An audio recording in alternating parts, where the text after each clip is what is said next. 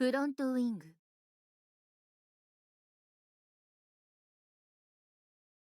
グリザイアの果実。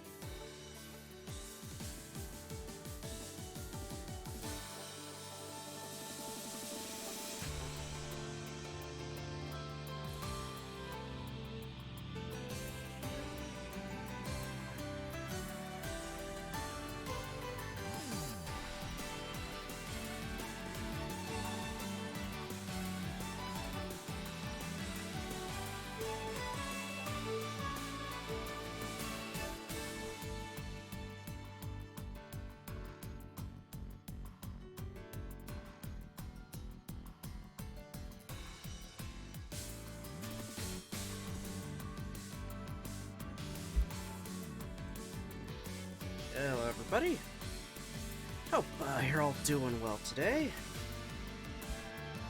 So, we're gonna be back with some Fruit of Grisaia. Let's turn that down for myself so I can understand what I'm saying. Myself, at least. So, when we last left off on this, it was on a very not so great note. Michiru is still recoiling from the fact that she has a second personality,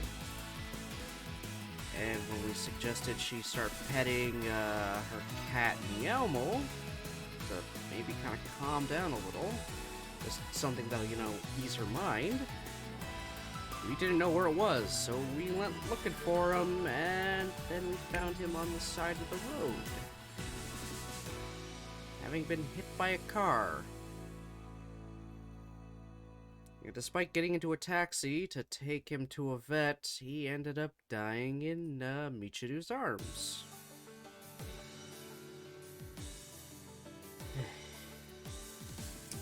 To then just, you know, make it matters even worse, not too long after we take care of Meow's body and, like, bury it, we go to check on Michiru, and she is overdosing.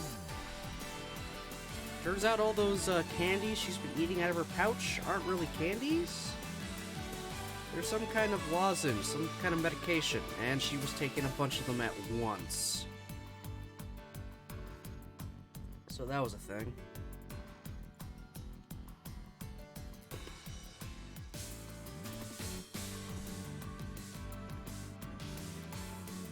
So we did get her help. We got the lozenges out of her mouth. Got help. The principal, you know, did what she had to do, which wasn't really much. She at least showed up. And then tells us she's not going to clean up our mess this time. Whatever that means. So we're going to be picking up right after that. We had left Michiru in her room to rest. And I think we're back in our room? Or in the lobby, one of the two. No, we're in the lobby. Okay. So this is right after us finding her, overdosing, and, you know, dealing with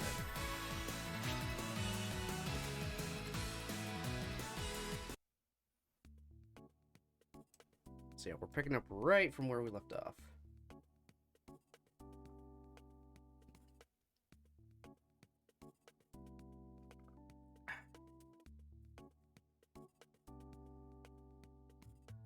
Maybe she just wanted to avert her eyes from reality for a brief moment. Maybe she wanted to make a permanent escape from this claustrophobic box. Nobody knows Michiru's reasons. I can speculate endlessly, but it won't get me any closer to a definitive answer. It might even be that the girl herself has no real explanation. Self-destructive behavior isn't going to change the world around you. Your pain won't make time run backward. Reality isn't going anywhere. Chizuru told our classmates that Michiru had collapsed from anemia. Letting them know about a suicide attempt would without a doubt have created a counterproductive uproar. Yeah, great. So trigger warnings, there was attempted suicide and drug use. I did not expect it from this game. I apologize for that.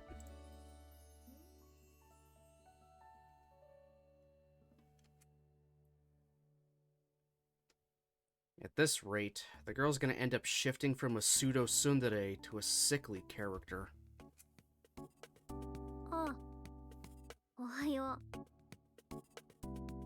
Now, is this regular Michiru, or is this other Michiru?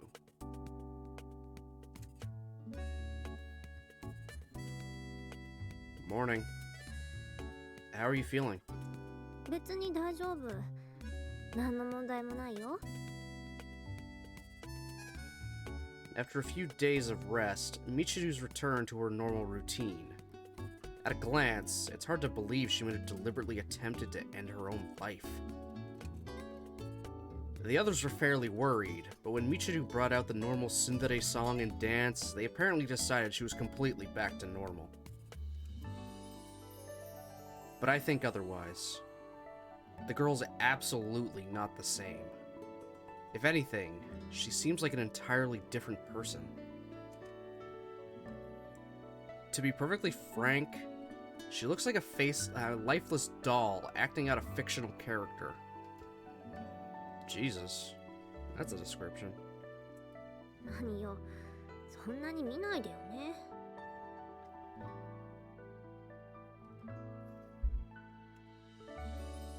Right. Sorry. ところでね、私、折り合いをつけたのよ。Huh? But today, Michiru strikes up a conversation from her end. After the incident, we'd had only the briefest of interactions, so this comes as something of a surprise. Oh? What kind of compromise? もう決めたの。私には楽しいことなんて必要ないって。Excuse me? ただ生きていればそれでいいんだって。Excuse me? Where are you going with this? 何も望まない。それで全てが解決じゃない？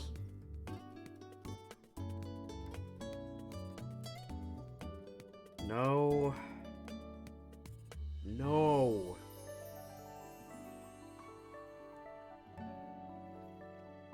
That doesn't strike me as much of a solution. It's like closing your eyes and covering your ears when the debt collector knocks on your door. Who's gonna pay the bill in your place?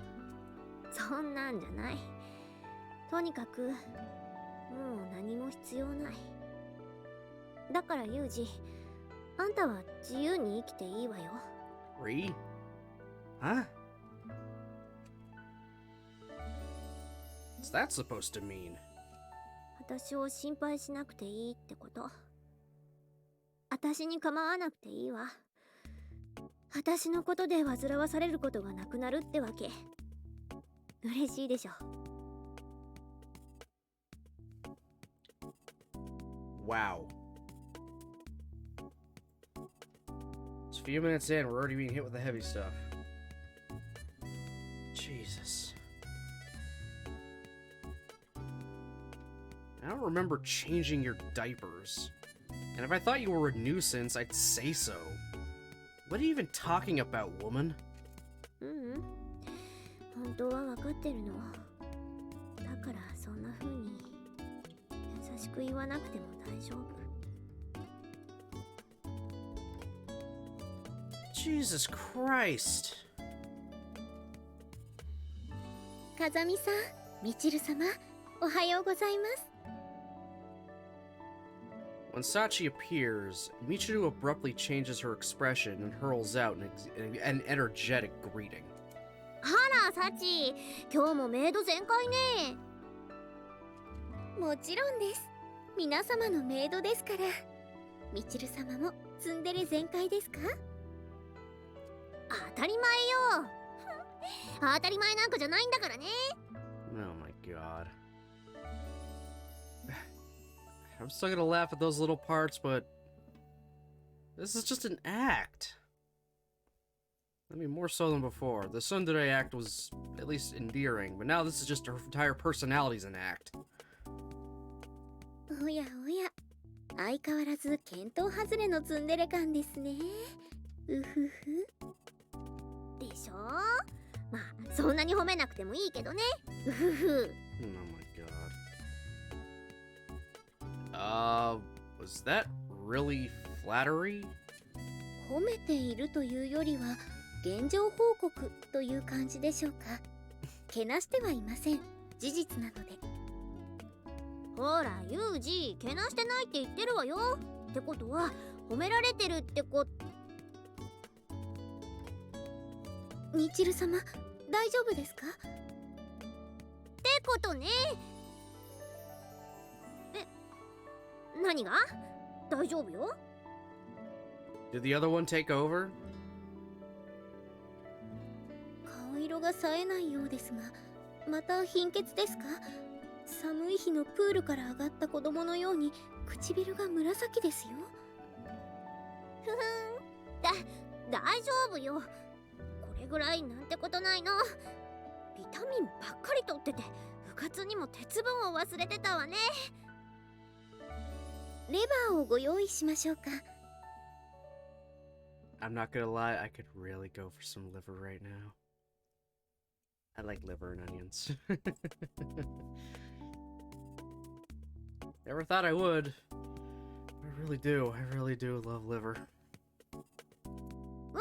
そのうちよろしくね。もちろんです。それでは失礼させていただきます。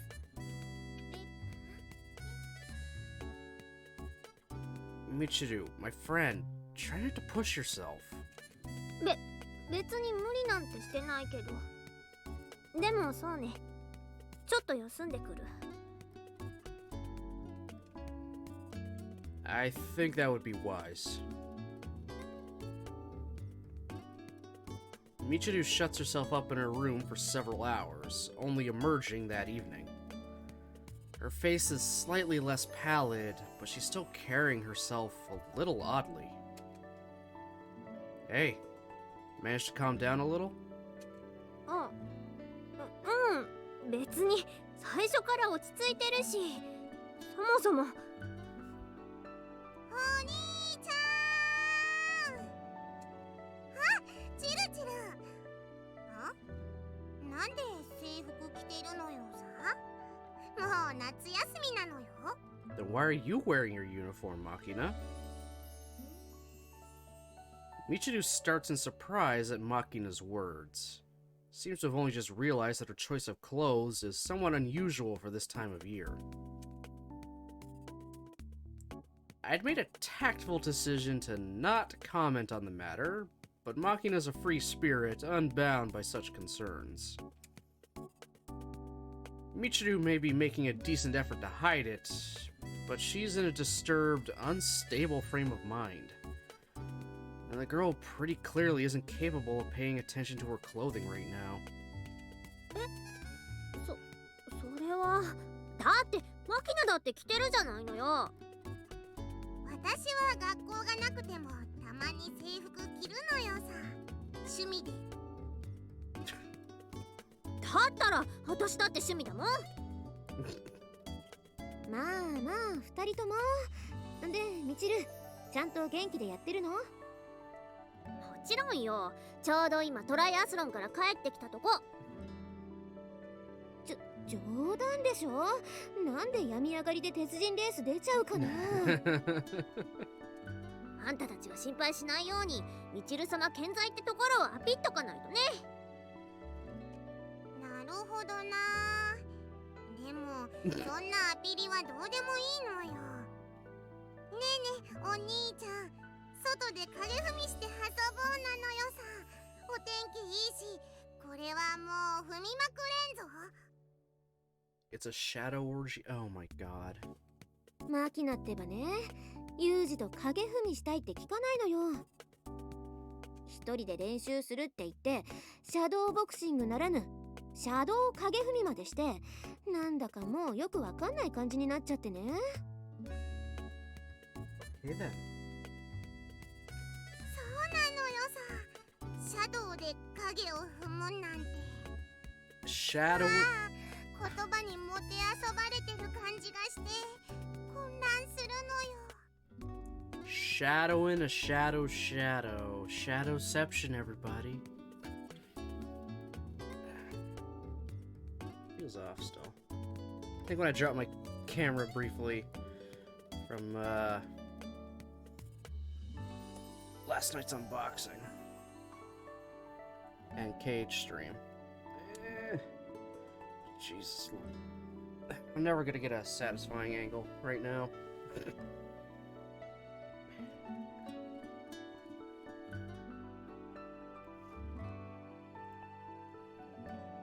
Yeah, it's not bad.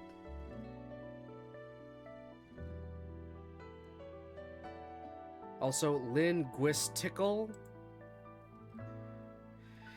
Alright, whatever, Machina.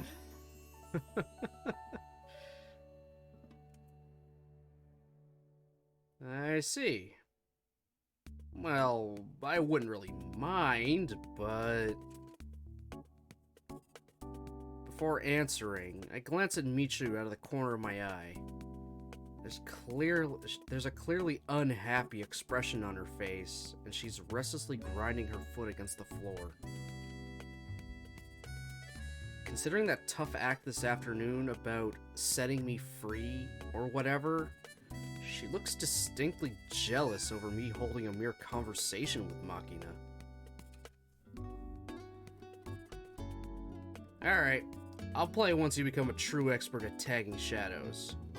Until then, content yourself with your image training. 意地悪でも分かったのよさ。想像力をフルに使ってシャドウするのよさ。ふみああ、集中しすぎて本当に影が見えてきた。 Oh my god. I'm pretty sure that's just your shadow. あ、そっか。これ普通に影じゃん。危ねえ、騙されるとこだった。ちょっと私、そこの空き部屋で休んでくるわね。あ、具合悪いの？大丈夫？ふん、平気よ。心配はゴムよ。 Rust assured, huh? Rust assured.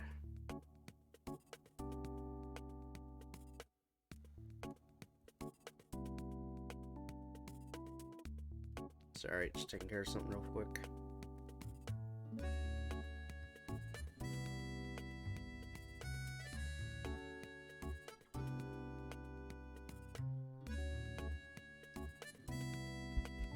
なんか今発音変じゃなかった？ゴム？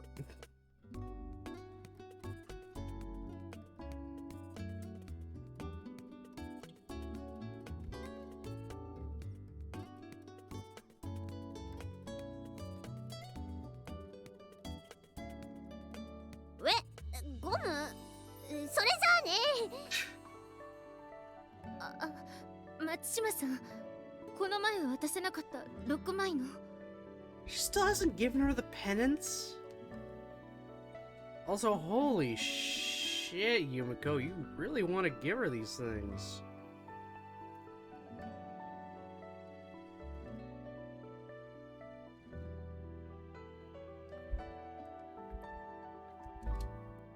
ごめんね、ユミコ。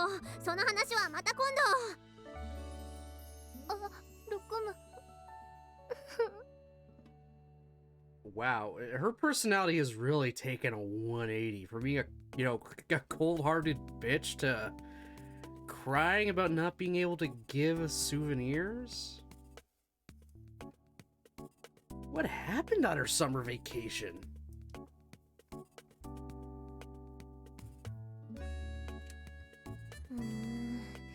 Michiru ってばまだ完全に体調が戻ってないみたいね。ねえ、ユージ、様子見に行った方がいいんじゃない？ Yeah, I was just thinking the same thing. I'll go.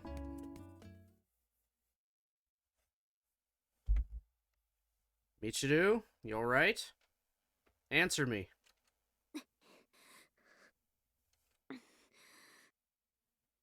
You don't look so hot after all. Michiru, let's... ちょっと来て。 Michiru grabs my wrist and unceremoniously drags me into the unoccupied room. I swear to fucking God, if I gotta censor shit, I'm gonna be annoyed.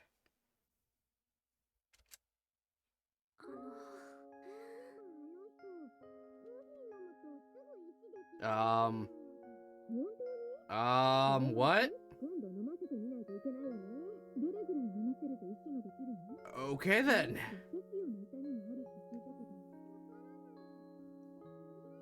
What's wrong? The others are worried, you know. Actually, I'm probably gonna have to end a frickin'... is that game? No. Ah, window capture, okay.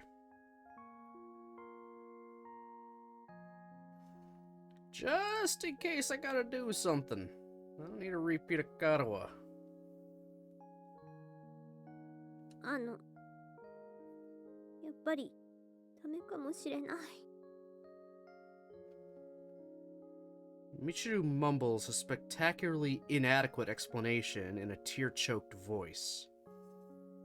I honestly don't know what she's trying to say.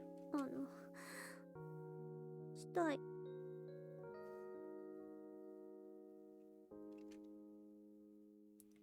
Want to do what? If you have something to say, then say it. 恋人ごっこでいいからキスしたい。 Oh.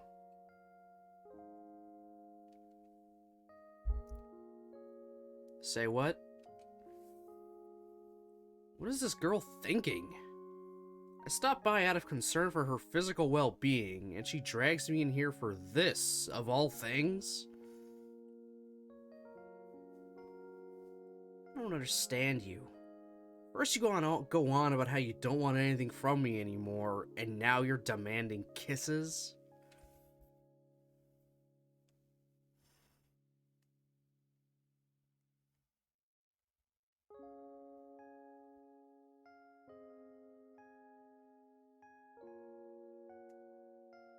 Sorry.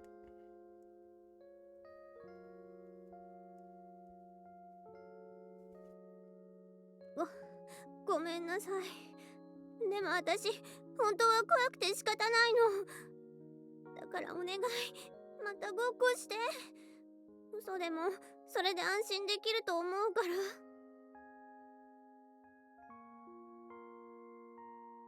Oh.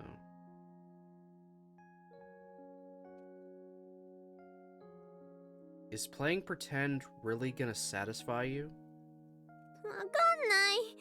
わかんないけど、最後までしてくれたら少しは。 Huh. Okay then.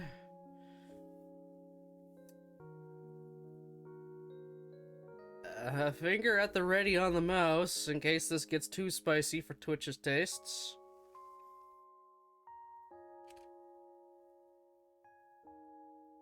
All the way? What's that supposed to mean? Michiru looks at me with an earnest expression and pleads her case. I swear to お fucking 願い、 God. 私胸が苦しいの。このままじゃダメになっちゃうかもしれない。 God damn it, Nick. How you doing?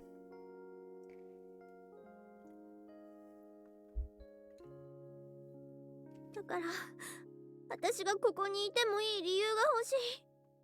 私のこと必要だって思ってほしい。 Oh my God.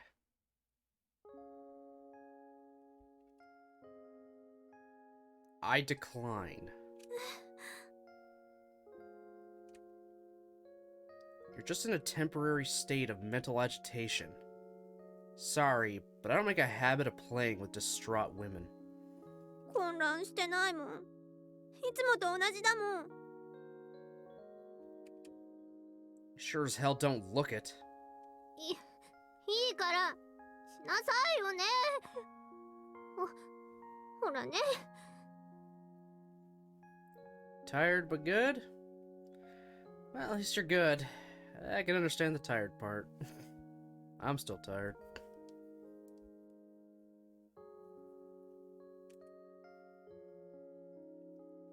I can't help but let out a little tactless laughter. I guess the girl's trying to demonstrate she's the same as always by means of this incredibly strained tsundere act.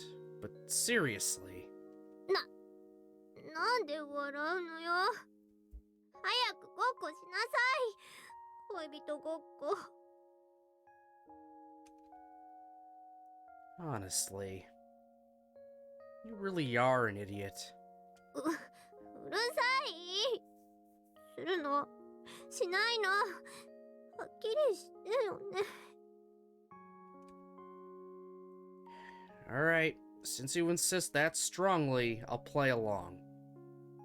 But is this really gonna accomplish anything? わからない。わからないけど、そうしたらユージにいろいろ話す勇気が出ると思うし、安心する。 God almighty. A lot of stuff, is it?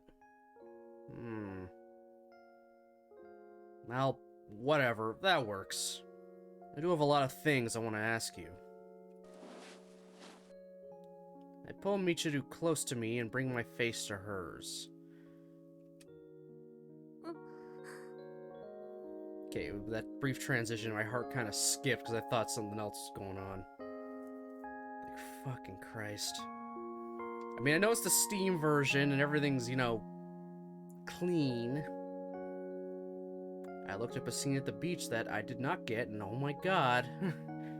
Still, I'm worried.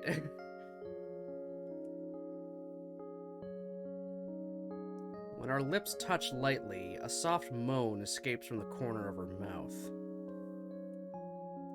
Just as requested, I repeat gentle, affectionate kisses of the sort of loving kisses of the sort a loving couple might share.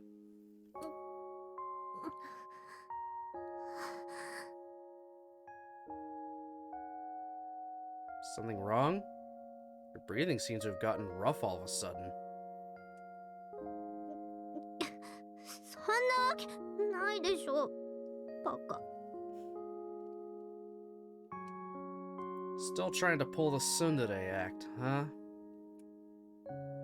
In that case...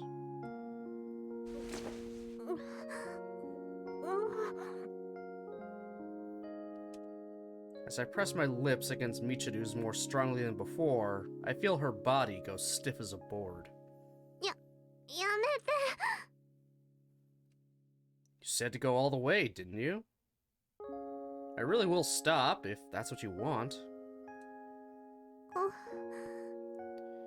Please don't let this be too long. But she quickly catches the sleeve of my shirt to halt my retreat. やめないでよ。 Didn't you just tell me to cut it out? あれはそうだけど違うの。わかってよ。 Sending mixed signals here, Michiru.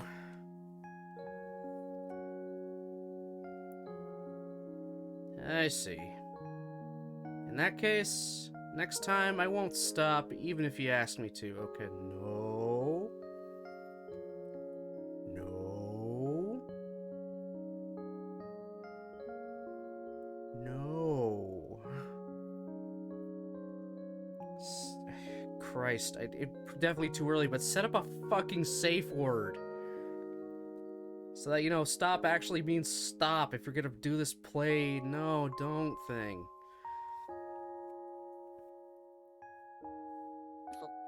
それでいいと思う。もういいからあんまりいろいろ言わないでよね。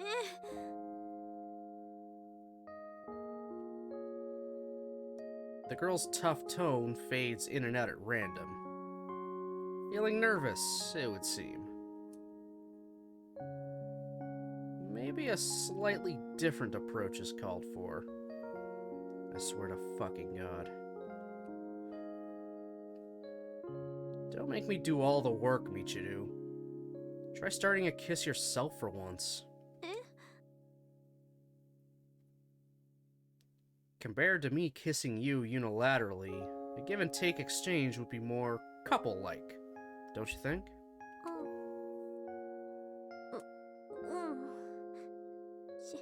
仕方ないからしてあげるわよ。特別なんだからね。 Right.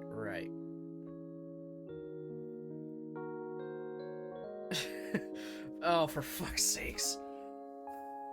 Pineapple can't save you now.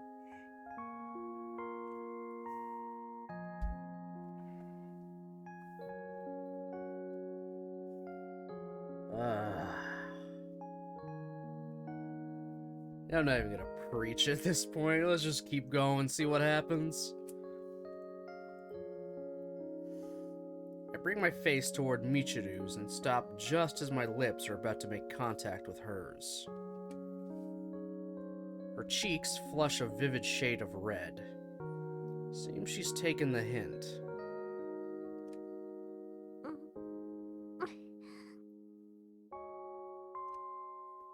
After a hesitant moment where her eyes flit back and forth, Michiru softly touches her lips to mine, lightly sucks against my mouth, then retreats. Before she has a chance to turn her face aside in embarrassment, I follow and kiss her in return.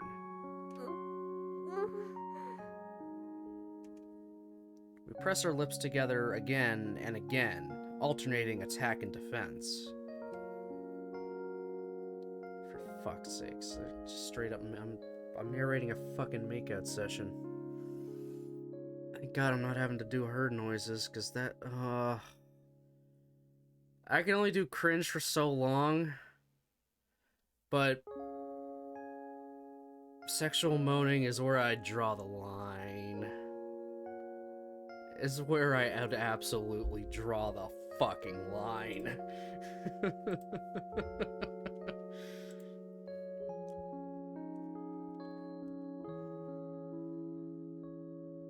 Michiru.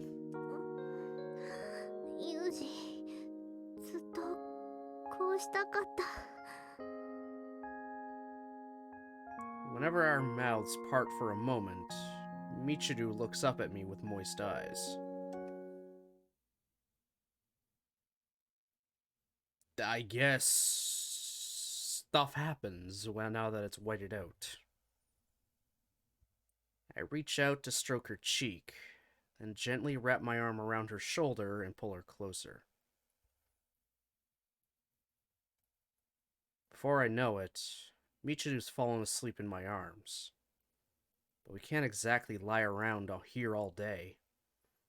I lift the girl onto my back and head for her room.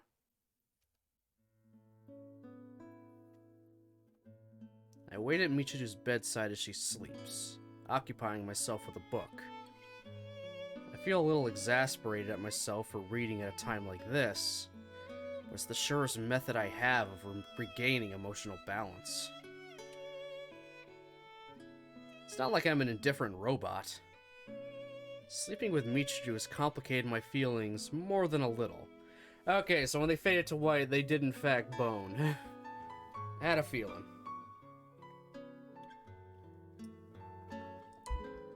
We get some spicy stuff, but not much. We get the Tabasco sauce of spicy. That's what we're getting. We get Tabasco sauce.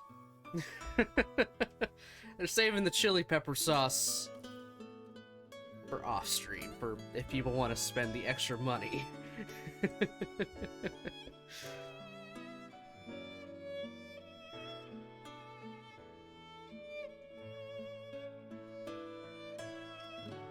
When I look up from the book for the first time in a while, the girl's awake and watching me quietly. I ask if she's feeling alright, prompting a quiet, "It hurts." What? Did I knock you against something on the way up here? そうじゃないよ、バカ。わかるでしょ。 Oh, for fuck's sakes. I'm not even gonna say it. Sorry about that. なんで謝るの？嬉しかったよ。ありがとう。 As she speaks, Michiru offers me a sincere smile for the first time in a while. Alright then. We're done playing make-believe for the moment, so why don't you tell me what you've been hiding? I'll hear you out. どこから話したらいいか自分でもよくわからないんだけど。 I lower my paperback to the floor, shifting my attention to Michiru's story. Alright, we finally get some backstory here. Okay, the two Michirus. There's another me inside me. I'm not playing with words or anything. It really is a completely different person. My body doesn't belong to me alone. That really scares me. But it's thanks to her that I'm even alive today. She knows everything about me. But I know nothing about her. In that case, which of us has the better claim to be the real me?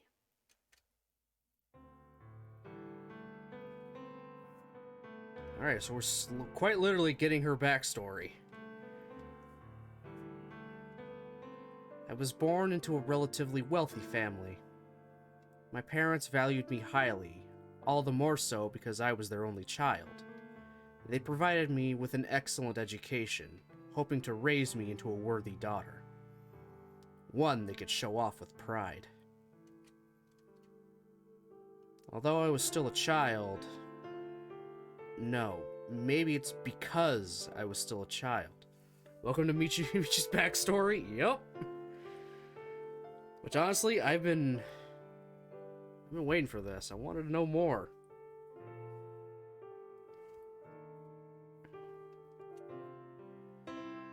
They brought countless tutors to our home to pack knowledge into my head, like travelers stuffing all their luggage into one tiny, overburdened suitcase.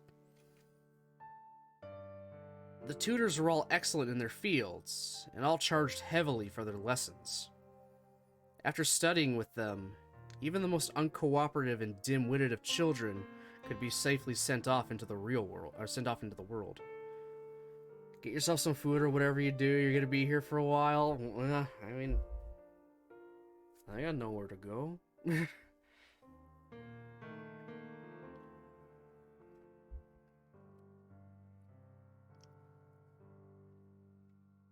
But I guess I was sort of a special case. It took a lot of time and trouble for me to learn the simplest things. When shown a perfectly clear example, then told, "Now you try, please," I couldn't even imitate my tutors properly. I understood what I needed to do, but when I tried to put that knowledge into practice, my voice would quake and my throat would go dry. Even though I wasn't being threatened in any way, tears would come to my eyes.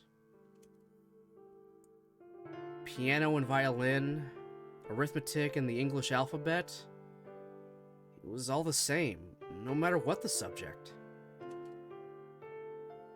When I hesitated, my tutors would say, "You didn't understand? I'll do it one more time," and repeat the example faster than before. And then they would glare at me with eyes that said, "Get it right already." That really, really scared me. My body would freeze up entirely. My clothes would grow damp with sweat. By the time my molars began to chatter against each other, I could no longer muster the strength to even try. Okay, 1 second. Sorry.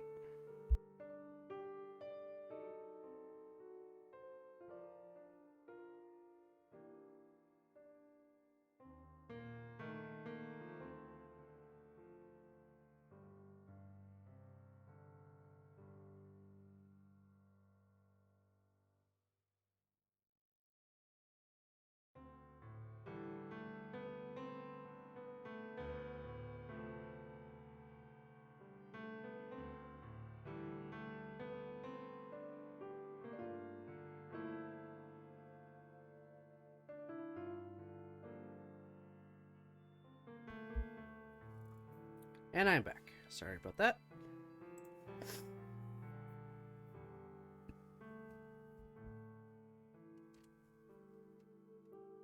The tutor would scowl down at me, looking ready to burst into angry shouting at any moment. The heavier their gazes weighed on me, the less I could move or think. Time crawled past in empty silence. In the end, the tutor would simply sigh in exasperation and leave the room. It wasn't uncommon for my lessons to end with nothing more than that. Dejected and humiliated, I can only reflect on my own uselessness. And as I stood in my quiet room, stock still and alone, eventually I would hear an angry voice from outside.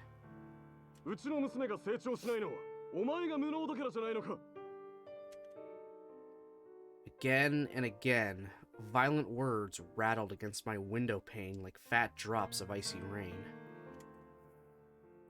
I would cover my ears and wait for the storm to pass. It tended to go on for quite some time. When the shouting finally ended and silence returned, my father would come into my room and push open the door. Michiru, どうした? 先生に遠慮することはないんだぞ。お前はパパとママの子だ。やればできるんだからね。あの無能どもにはお前のいいところをちゃんと伸ばせるようにとしっかり言ってやったからな。今度からは頑張るんだぞ。頑張る。よし、できるな。そうだ、欲しいものはあるか？何でも買ってやるぞ。My dad was nice to me. It was hard to believe he was the same person who'd been shouting at the teacher just a few minutes ago. When he held me against his broad, powerful chest, I smelled cigarettes and women's perfume. Never the same brand twice. It was comfortable, but also a little scary. I've got to do better next time. I can't let Daddy and Mommy down. That night, I knelt by the window, joined my small hands together, and prayed to the stars. 神様、私がちゃんと習い事やお勉強ができるように、しっかり見守っていてください。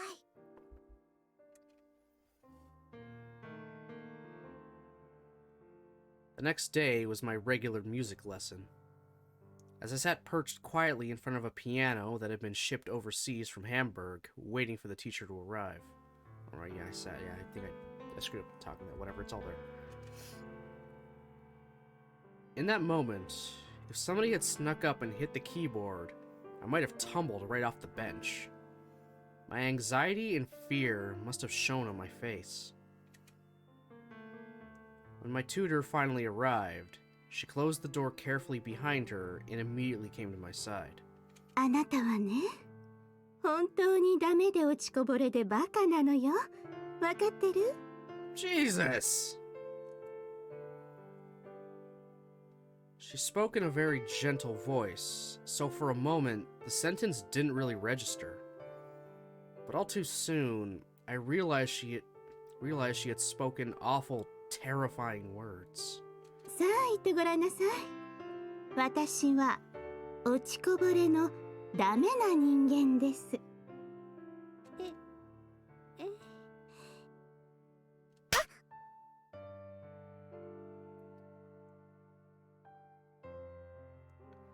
Yeah, I don't like that at all.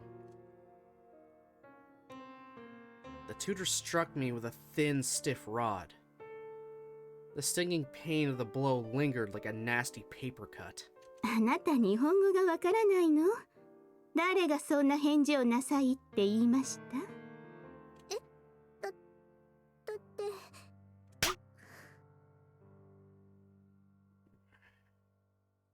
Not liking this. さあ、言ってごらん。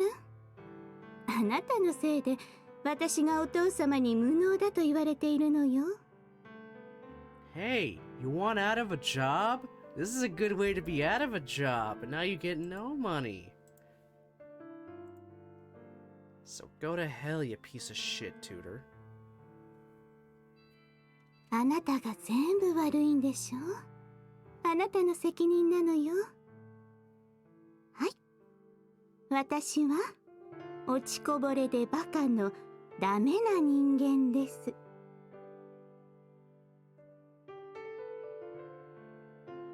I didn't want to say it. Even a child could understand how cruel those words were. but I was so terrified of being struck again that I squeezed them out anyway. 私は落ちこぼれでバカなダメ人間です。そうね。よくできたわね。褒めてあげましょうね。はい。そうそう。先生が指導したところ、お父様に見せたらダメよ。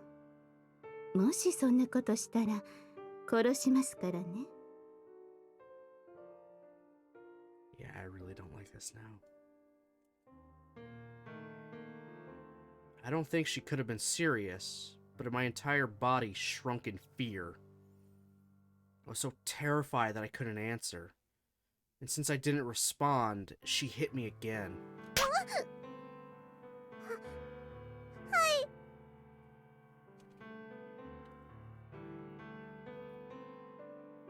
From that day on, violence came to be known as discipline.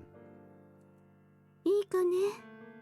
では、レッスンしましょう。はい。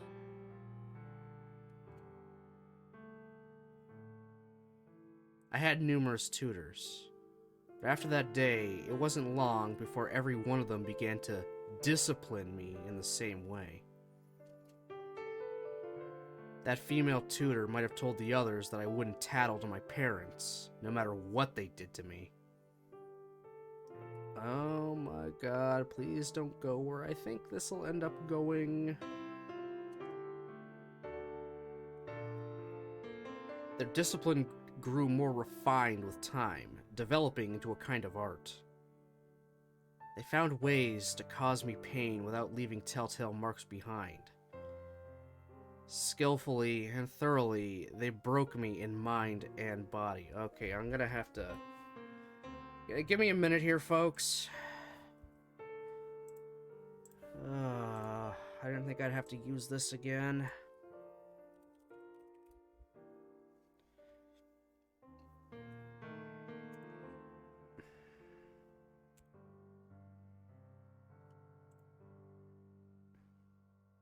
Give me a sec, I gotta... Do I still have the command here?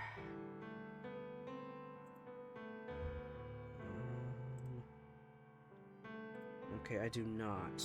Alright. I'm gonna add a command. GW.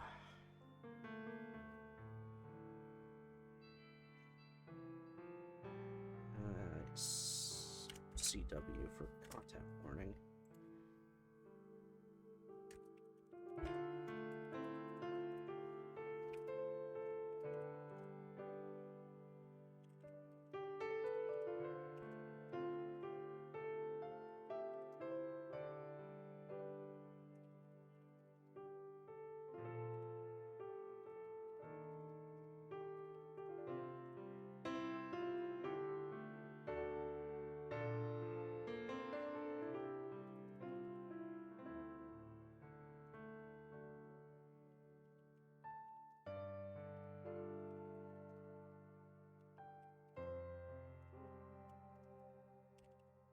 Okay.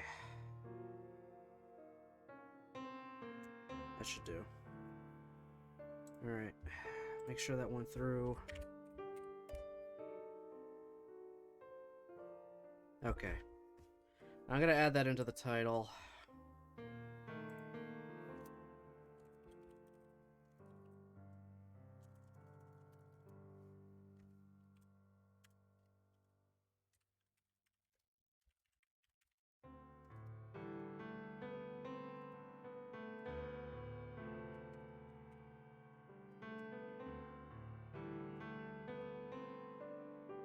There. Alright. So now that there's that revelation of what's going on... Also, what the hell happened with the window capture?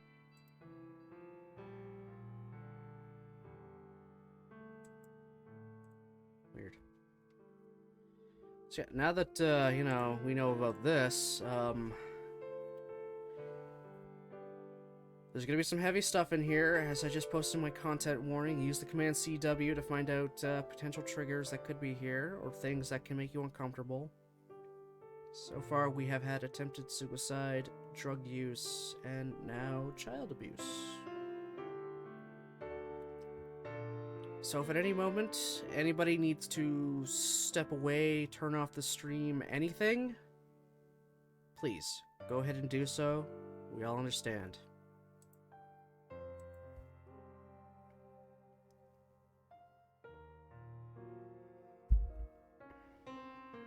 I did not expect this from the game. At least now I will know that there's probably going to be stuff like this in the other routes. Potentially. So, yeah. I apologize.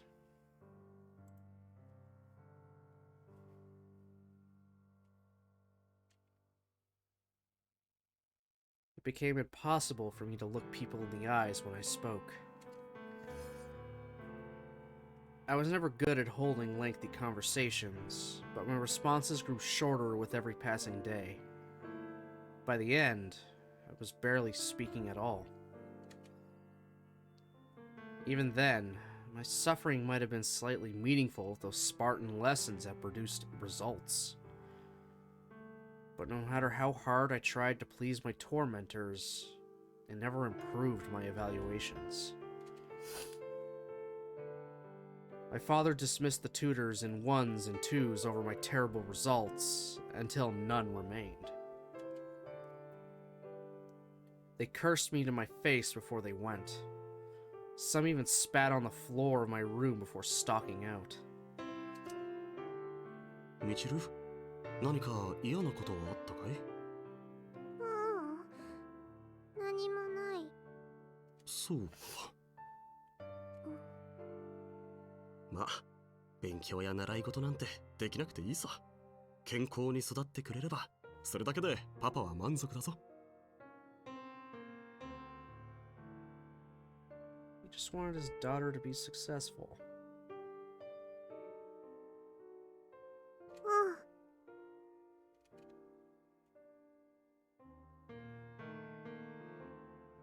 But I was unable to fulfill even that modest hope. On my walks around the garden, I would sometimes find myself painfully short of breath, clutching my throbbing chest. My parents grew concerned. Eventually, they brought me to a big hospital for an examination. And there, I was diagnosed with a serious heart disease. The doctor's verdict? Continuing to lead a normal life outside the hospital would necessitate significant restrictions on my activities.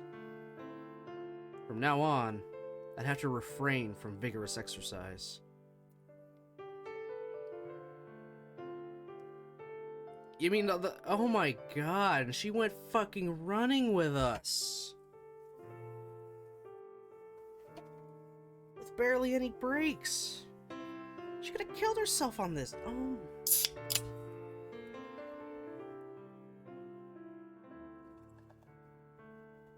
She have freaking arrhythmia like Hisao did?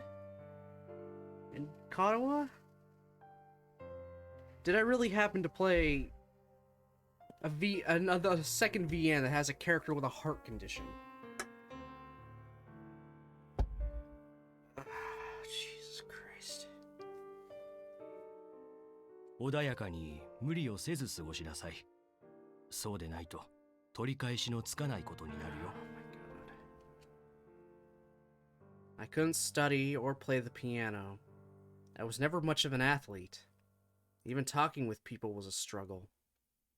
And now, I'd become an invalid who couldn't even live a normal life. As I watched my parents' faces fill with disappointment, a thought occurred to me. Oh, look at that. My tutors were right all along. They told me I was a stupid, useless person who didn't even deserve to live. And they weren't wrong. In must have said it hundreds of times. Why didn't I figure this out earlier? Of course they beat me.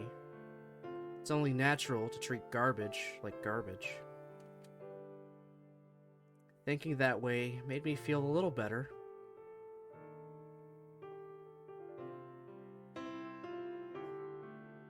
I was stupid to even try to answer my parents' expectations.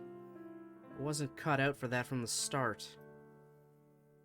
The thought freed me from my burdens. It also wiped away the meaning of my existence. Soon, my parents had lost all hope in me and devoted their nights to producing a new child. Their previously frequent visits to my room grew rare, and the time I spent alone increased. My room was always cold. I kept the curtains shut throughout the day. Little by little, I felt myself slipping away from the world outside.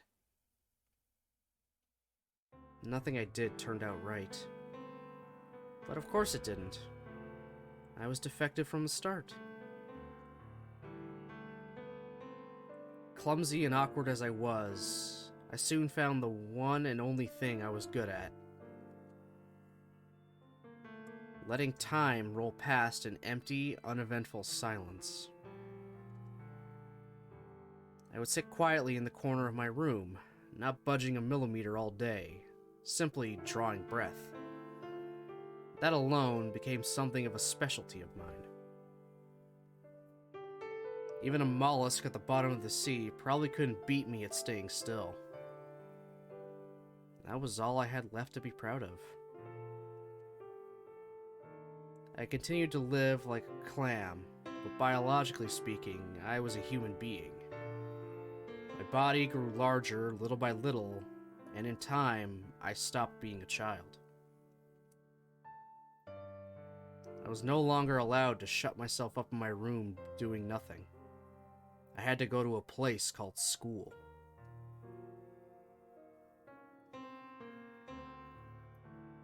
The little mermaid who lived at the bottom of the sea couldn't speak the human tongue very well. By the same token, I couldn't really communicate with the other students. It didn't help that I was a clam, not a beautiful princess.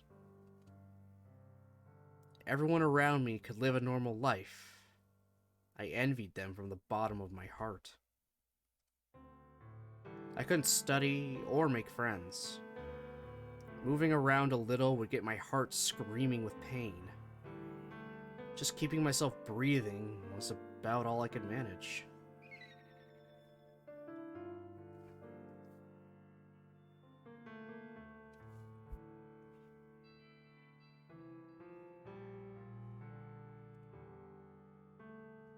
At first, a number of my classmates made an effort to draw me out of my solitude. But I didn't know what to say to them.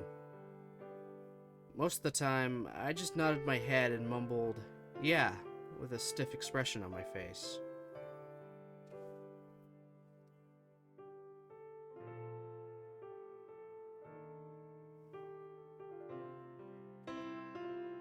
Inevitably, the people who approached me gradually gave up, and eventually the class came to operate as if I wasn't there.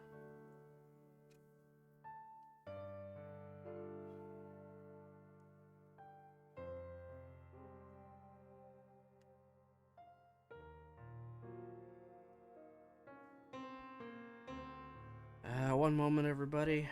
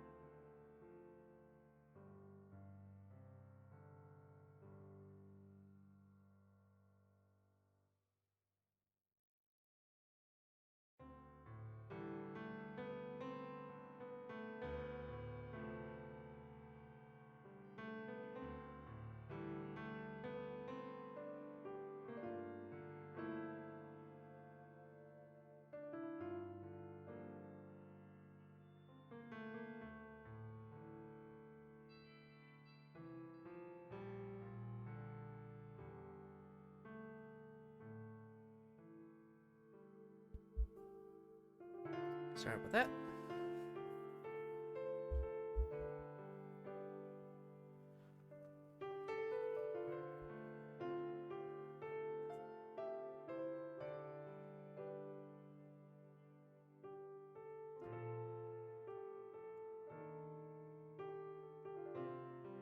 That was kind of a relief, in a way. Nobody expected anything from me, so I couldn't disappoint anyone. It was as though I was made of air. Even in school, I could return to my life as a clam. I thought that was just fine. Not bad at all.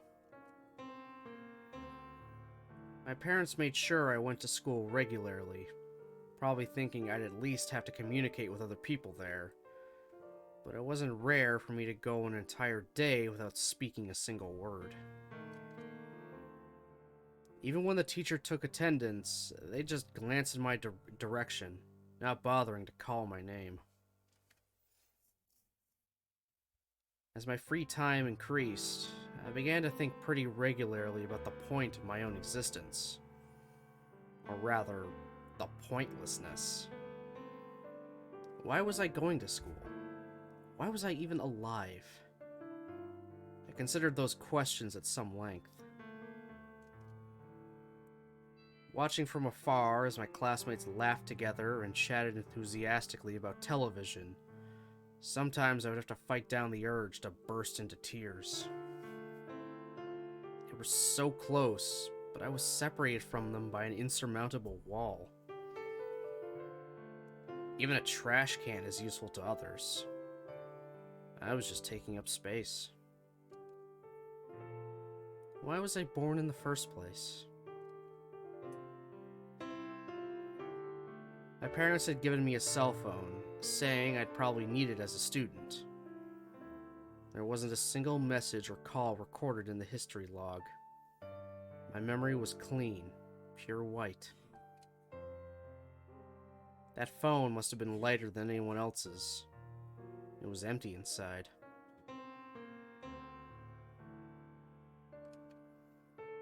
Unless I kept a firm grip on it, I'd probably float up into the air, get pecked at by some passing bird, and disappear with a pop.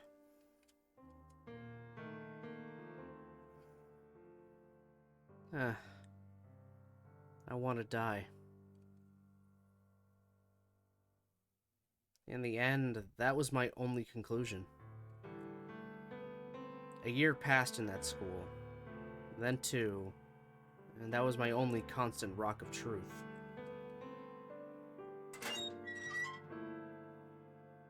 On the deserted rooftop of the school building, looking up into the blue sky that stretched over the road to the school, I longed for death. I simply didn't understand the point of continuing to breathe. Living every day as a non-entity is something like walking on an icy road in bare feet. At first, it's scary. And soon enough, your nerves are paralyzed. And you feel nothing at all. A good while later, when you realize this might be pretty bad, it's already far too late. There's nowhere to go from here. There's nothing to be done. You live every day of your life frozen to the ground, choking on bitter cold air.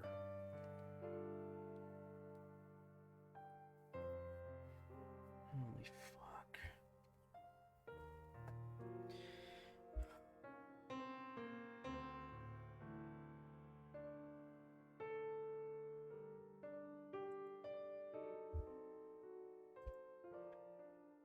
I just need a minute. Just try to digest all this right now.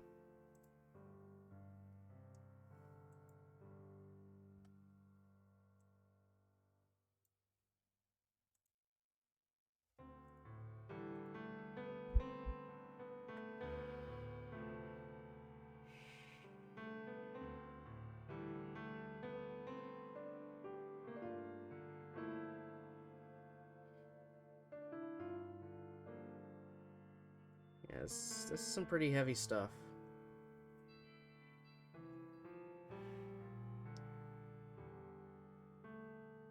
Music doesn't help.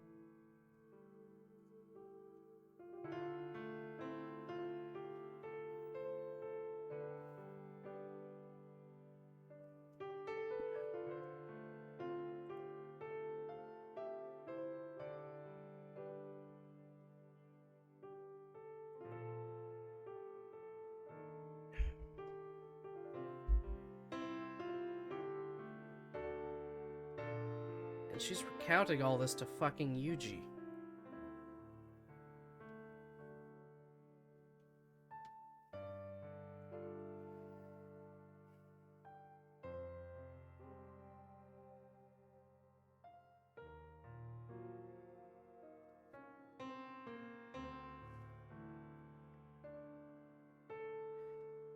Okay.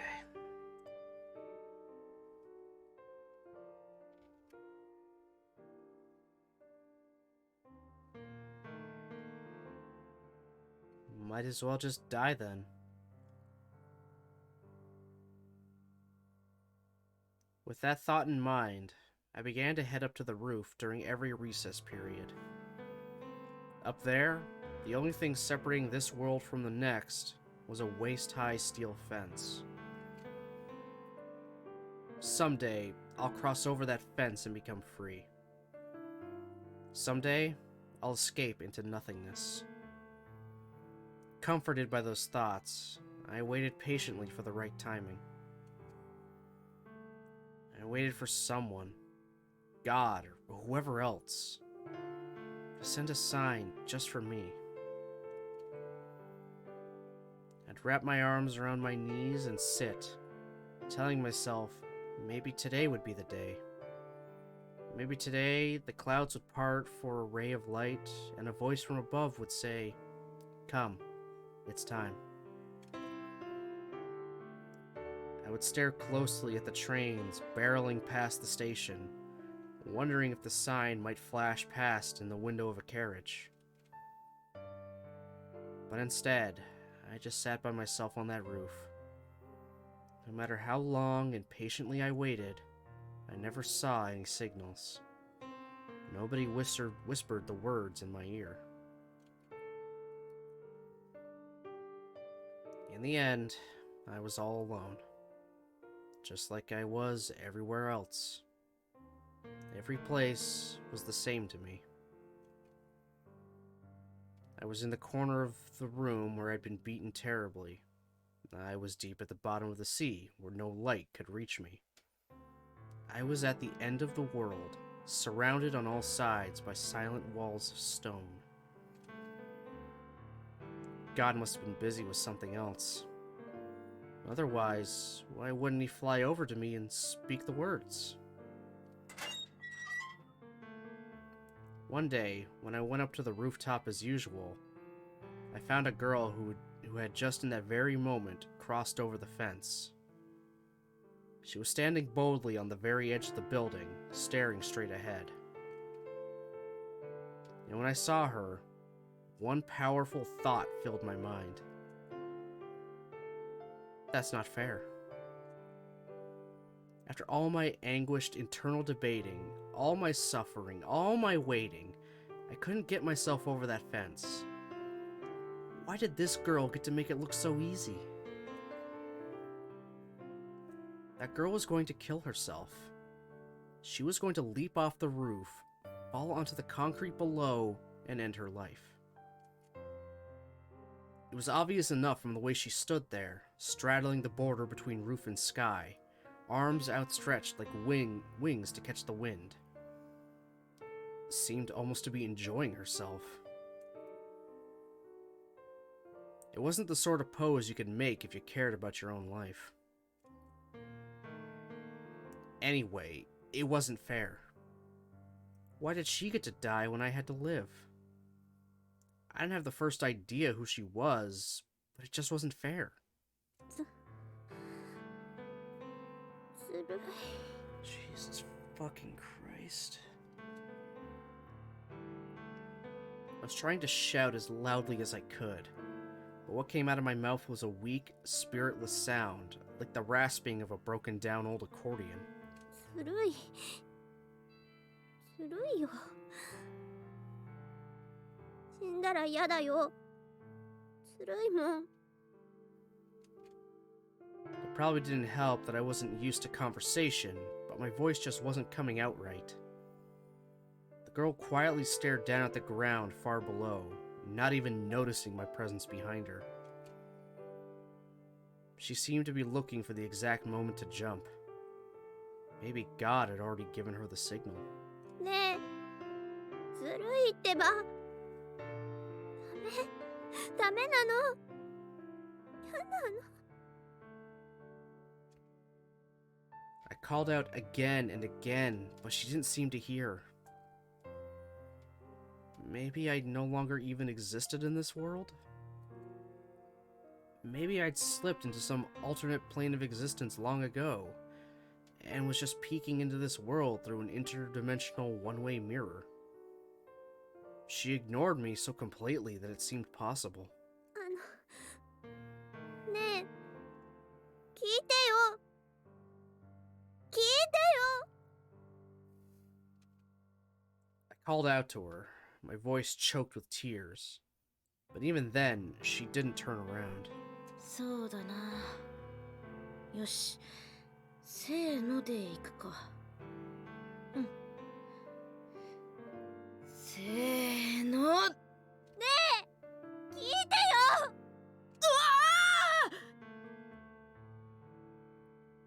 The girl's body went into spasms of shock.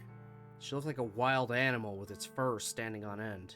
危な。びっくりした。落ちるとこだっ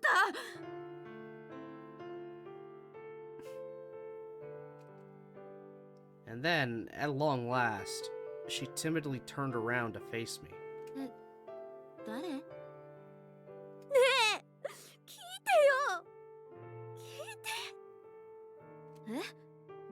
え？なんで泣いてるの？っていうか、いつからいたの？ずるい。死ぬとかずるい。ずるい？え？どういうこと？ My tear-stained face must have been a real sight. The girl lifted herself over the fence and returned to this side. She was wearing the same uniform as me. Unsurprisingly, she was clearly from my school. あんた、すっごいひどい顔してる。拭いたら？ I recognize that bracelet or scrunchie. Michiru wears that same one, doesn't she?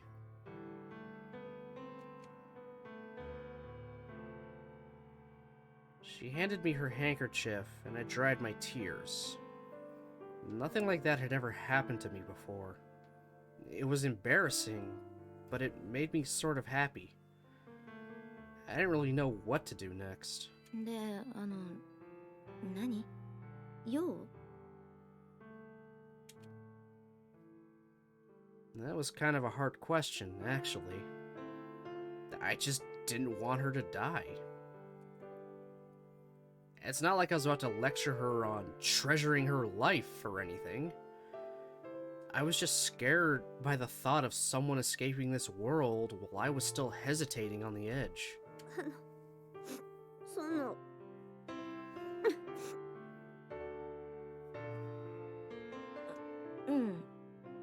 何？ The girl watched me as if observing some rare species of animal. I didn't have the first idea where to begin or how to explain myself. So after thinking it over for quite some time, I chose the simplest option. はじめまして。松島みちるです。このタイミングで挨拶？ The makeup of her face seems kind of odd. Doesn't look right.「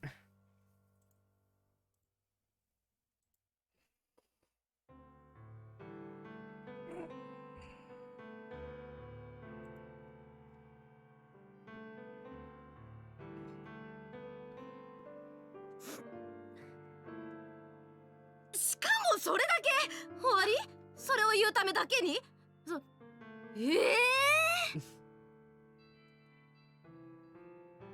Screwed up after all, huh? Guess I can't even manage a normal conversation anymore. The thought made me genuinely sad. I couldn't find my usual numb indifference. It felt like a harsh reminder that I didn't belong in this world any longer.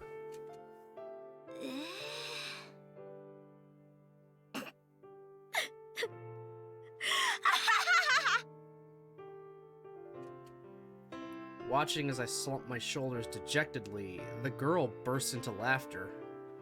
And although I didn't have any real evidence either way, I didn't feel like she was mocking me.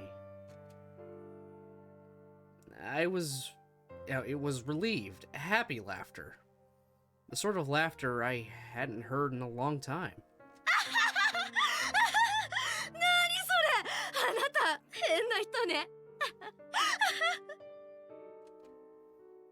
I wasn't sure what to do, so I just stood there quietly as she laughed and laughed. But no matter how patiently I waited, she just wouldn't stop. Much the opposite. After a while, she threw herself down on the ground and began to roll around, her roars of amusement even louder than before.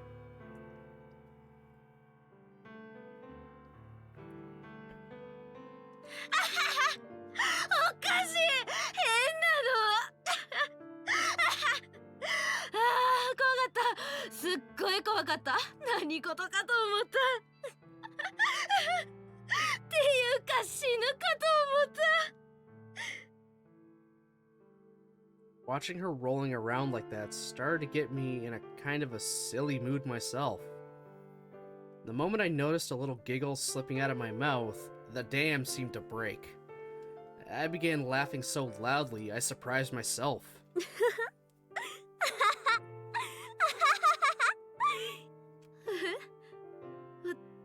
笑ってる。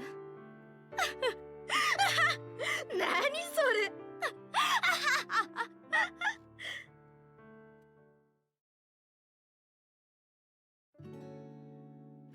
The two of us laughed for a very, very long time. Long enough that the color of the sky changed above us. Long enough that I could almost believe whole seasons had passed by. When her laughter finally came to an end, the girl rose shakily to her feet, both hands clutching her belly. She opened her mouth to speak, but at first could only manage a few high-pitched little giggles. 死ぬ気なくなっちゃったなこれ。 So that was it after all. The girl had been planning to die. I knew that much from the start, but when she came out and said it so bluntly, I was still slightly taken aback. バカらしい。ああ笑えた。こうなるとあなた命の恩人だね。私の命の恩人でしょ？うん。ありがとう。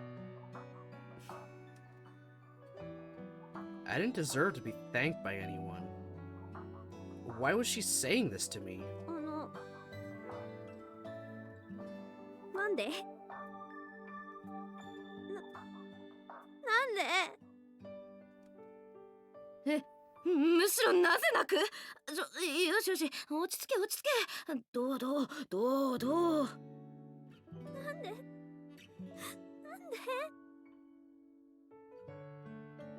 The girl wrapped her hand around my neck and drew me close. After briefly petting my head, she hugged me tightly against her. あなたは本当に変な子だね。でもそういう子嫌いじゃないぞ。とか言ったりしてな。Or are you kidding? Her chest had a sweet, milky odor. I'd never smelled another girl's body like this before. I didn't know what to do. About anything, really. It was all too much. My mind just couldn't keep up. そうだな。友達になろうか。うん、友達になろう。何しろ命の恩人だもんね。これはもう親友だな、むしろ。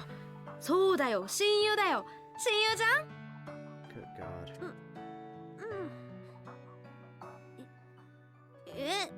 親友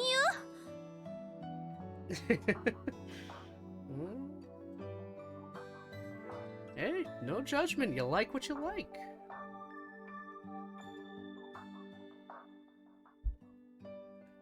よろしくね、親友。よろしくお願いします。 I convinced myself there was no place for me in this world. When I felt the life pulsing in her chest, I found myself able to breathe easily again. She smelled sweet, and her body was soft and warm. I couldn't remember the last time I'd been so close to another person. Contact with other people had always seemed so scary. And it really was scary, to be honest. But at the same time, how can I put this? More than anything else, it felt like someone was gently tickling my heart.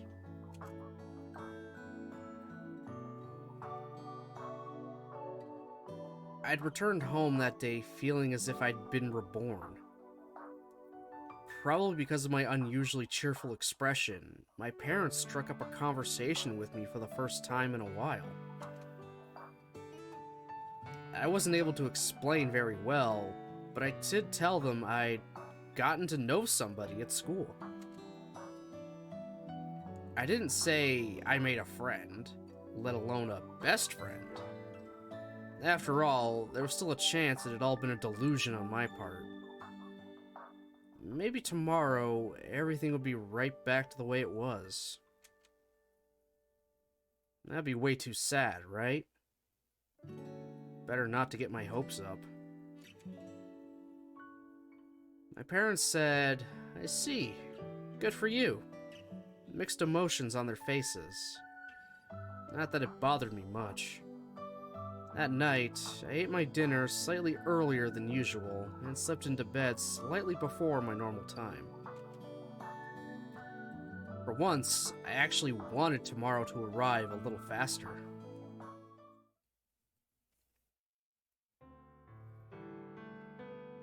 But in school the next day, I found everything the same. It wasn't like I had changed after all. I was still just myself.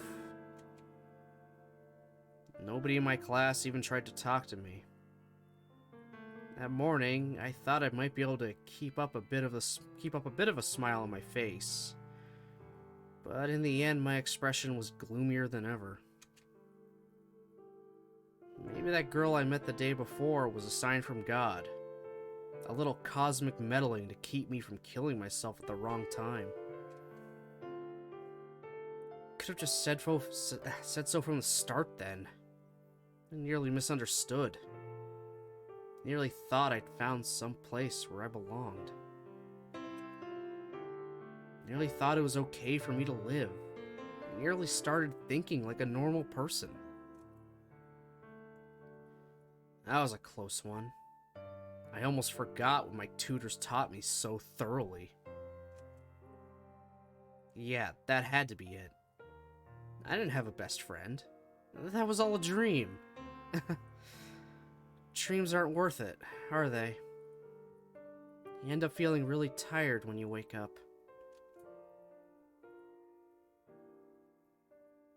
After school, I stood from my seat before anyone else and beelined for the exit. For now, I just wanted to get out of that place. But the rooftop had become frightening, so I couldn't go back there. I wanted to run away, but I couldn't figure out where to go.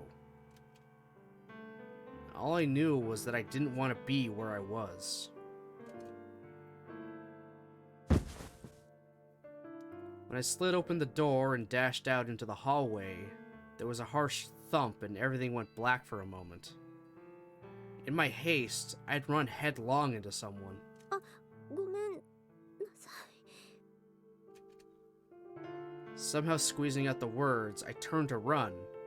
But before I could take another step, someone firmly seized me by the back of my uniform. I reflexively dropped my bag and shielded my head against the blow that would follow. This was a deeply ingrained habit of mine from childhood. Where did I get the of mine? When the tutors hit my head strongly, the nausea and dizziness would sometimes last for hours. If nothing else, I wanted to avoid that. But the violence I feared didn't arrive. On the contrary, my captor bent down and picked up the bag I'd thrown to the ground. 相変わらず変な人だね、松島みちる。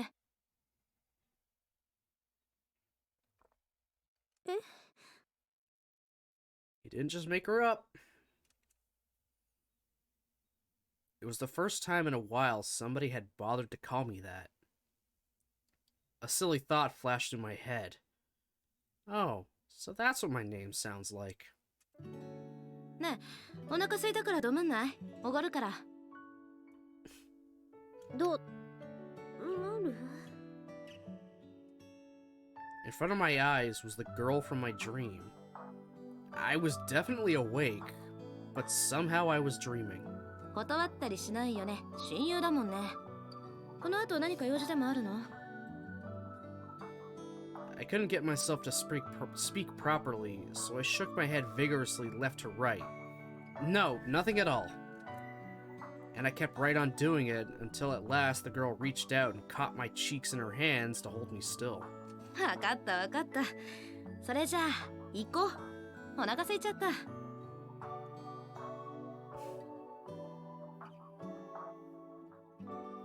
She led me by the hand, and for the first time in my life, I entered a so-called fast food restaurant. The complicated menu and colorful photographs left me lightheaded, and I didn't have the first idea how to order. After stewing in confusion and panic for a long while, I tugged on her sleeve. あなた、本当にこういうところ初めてなの？ I quietly nodded my head. She just watched me for a moment, then laughed in amusement. I need to take a quick little breather there. I've been talking straight for a while. Holy shit.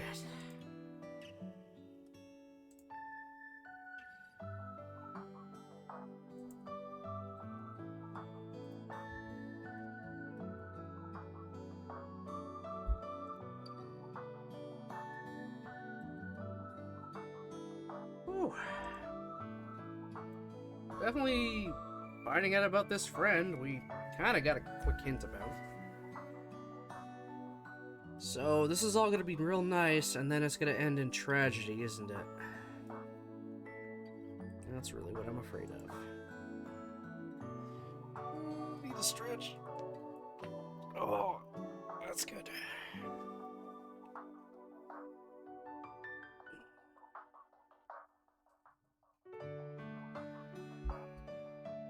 A little later, a small tray sat on our surprisingly cramped little table, bearing the hamburger and fries the girl ordered for me. It felt like she was really close. Eating a meal with my face so near to someone else's made me kind of nervous. I could feel my stomach churning. What was I gonna do if I threw up? あなた、隣のクラスだったんだね。こんなに面白い子がいるなんて全然知らなかった。ん？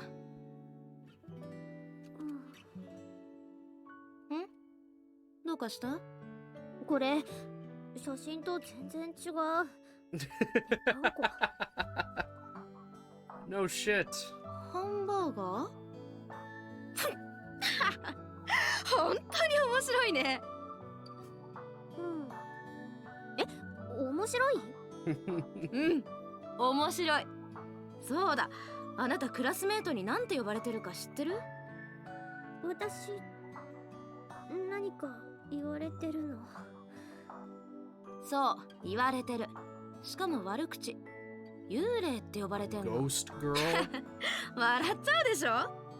なんでよって思ったから、そんなこと言うのよしなさいって言っておいたわよ。She chattered happily on, swinging a fry back and forth. I had no idea how to respond. I mean, I was surprised to know they bothered to badmouth me, but I was even more shocked she told them to stop. Stream is brought to you by Burger King. Have it your way. For legal purposes, I am not actually sponsored by Burger King.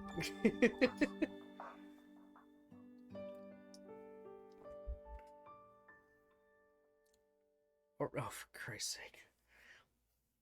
No sponsor! I don't have a sponsor. Now you're gonna make me want to get Burger King and Wendy's.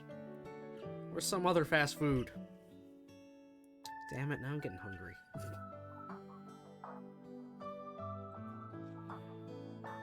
Why was this person being so nice to me? しかもあなたお嬢らしいじゃん。だからってファーストフード初めてってちょっと浮世離れしすぎじゃない？お嬢。そう、お嬢。ところでさ、携帯ある？赤外線やろうよ、赤外線。赤外。わかった。それは今度にしよう。ひとまず、今日は食べなさい食べなさい。ここは私のおごりだから。そのぺったんこたーんとお食べ。どうせ私にはこれぐらいしかおごれないんだし。I picked up the miserably flat little hamburger from its bed of wrapping paper and took a large bite. To my surprise, a strong and vibrant flavor instantly filled my mouth. It might not have looked anything like the photo, but it actually tasted really good. どうだ、美味しいじゃろ？美味しい。なんで泣いてんの？謎なんだけど。美味しくて？美味しくて泣いてんの？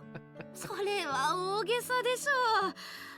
ゾウさんも大喜びだな、こりゃ。Who's Mr. Elephant? Who the fuck is Mr. Elephant? The hamburger was warm, the girl in front of me was kind, and I couldn't stop crying. Not surprisingly, she looked a little astounded, but even so, she laughed. No matter what I did, she'd laugh.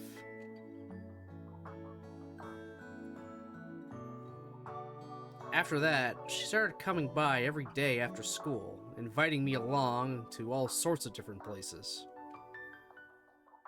I guess she must have found my complete cluelessness kind of entertaining. One day, it was karaoke. The next, an arcade. The day after that, something else entirely. I got to see a lot of new places and experienced a lot of new things. ねえねえ、ここに書いてある初プリって何？ She laughed when I asked that question too. More than anything else, she was a girl who laughed a lot. And the places I went with her were always glittering with vivid rainbows of light. When I went back home after we said goodbye, my room looked stale and dismal by comparison. It was like falling into a broken down, monochrome world. More and more, I spent my time impatiently counting down the hours until our next outing, wishing she'd swoop down and take me out of there.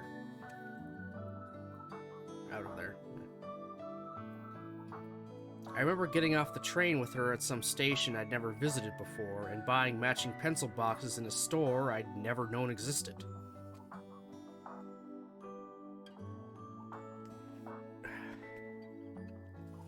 After anguishing over my choice for dozens of minutes, I bought her a small hairpin as a present and a pouch in return.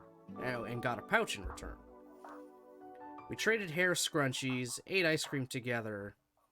The days rolled by like one unbroken dream. Okay, now we know where the shark pouch comes from. Her email address and phone number were recorded in my cell phone. I was too scared to send her a message or dial her number, but for some reason, just looking at those characters on the screen would bring a smile to my face. One day, the two of us were on the rooftop after school, gazing leisurely out at the setting sun. The girl spoke to me in a quiet voice as the wind blew through my hair. みちるは聞いてこないよね。何が？どうして飛び降りようとしてたかってこと。She was always smiling, so I was taken aback to see her looking so serious all of a sudden. And more importantly, that completely unexpected question left me thoroughly flustered. だって死にたかったんでしょ？それが全てじゃない。それ以上何を聞くの？そりゃそうだね。飛び降りの理由なんてそれしかないもんね。みちるは本当に変な子だ。そうかな。そんなことないけど。私はね、いろいろな人にいろいろなことを聞かれるんだ。進路がどう、彼氏がどう、バイトがどう、手の傷がどう、もうよくわかんないよ。もっとシンプルな世界で生きていたいと思う。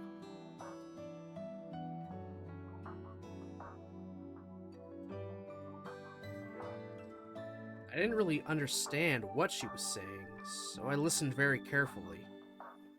I hoped, that if I listened carefully enough, I'd be able to pick up at least a little. 結局さ、人間って一人だよね。私のことを心から大事にしてくれる人なんてどこにもいないんだ。Jesus fucking 最後に Christ. はみんな消えていくよね。I wanted to say it wasn't true, but I couldn't manage to speak. 嫌われたくないな。だったら先に私から嫌ってやりたい。私から先に消えてしまいたい。なんてね。あ、ごめんね。行かなきゃ。うん。いってらっしゃい。みちる。何？好きだよ。Oh. With those words, she playfully kissed me on the cheek. My face went red as a lobster and made a strange little noise. 冗談。またね。The evening sun was just sinking below the horizon as she left, still laughing.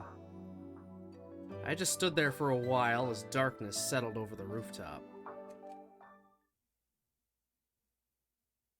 That cell phone was always ringing. I didn't like it. Every time she was called off somewhere, she'd be quiet and subdued for a long time afterward. Her smiles looked forced. Thanks, Nick.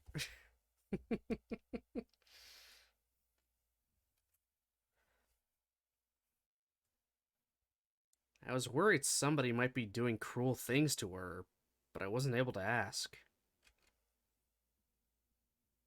Sometimes I noticed nasty bruises on her arms and legs, even her face every once in a while. Oh my god.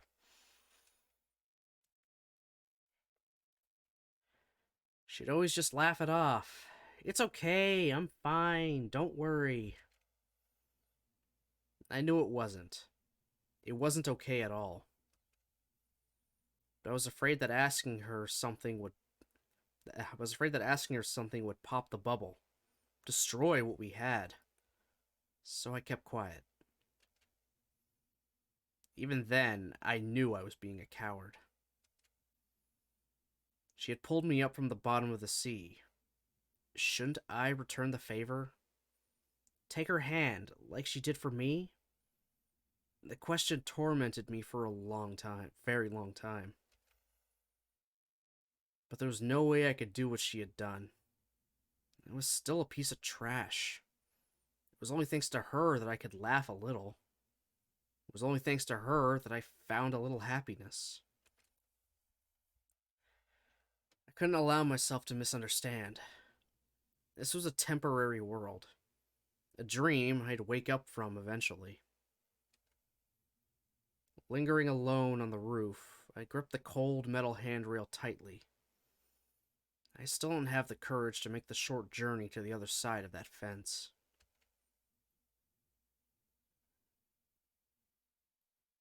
For a few days after answering that phone call, my friend didn't attend school. I was afraid something bad might have happened to her. Just like when I was a child, I knelt by my windowsill and whispered countless prayers.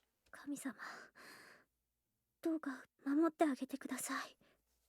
今まで通り、彼女が笑っていられるようにしてください。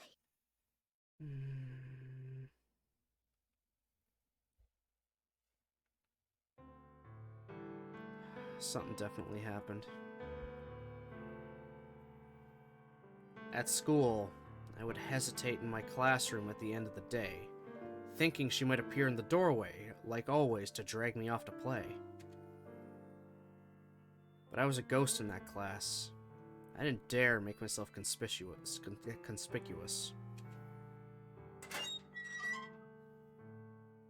I reluctantly trudged up to the roof and waited for her.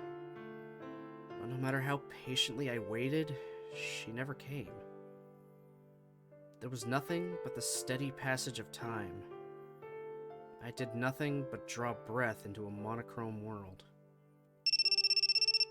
One day, somebody called my cell phone from a withheld number.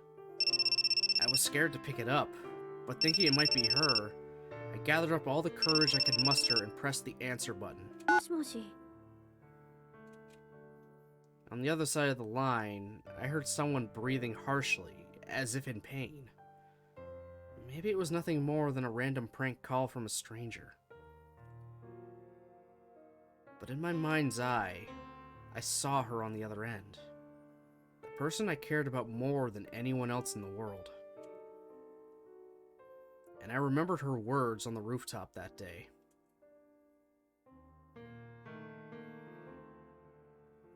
I mean, when you get right down to it, we're all alone, right? Not like anyone really cares about me from the bottom of their heart. Everybody disappears in the end. Don't want to be hated, so I'll hate first. Before they can leave me, I want to disappear. Or whatever. Back then, I wasn't able to give her a proper response. I'd left so many things unsaid. I decided to convey those feelings to whoever this might be. どう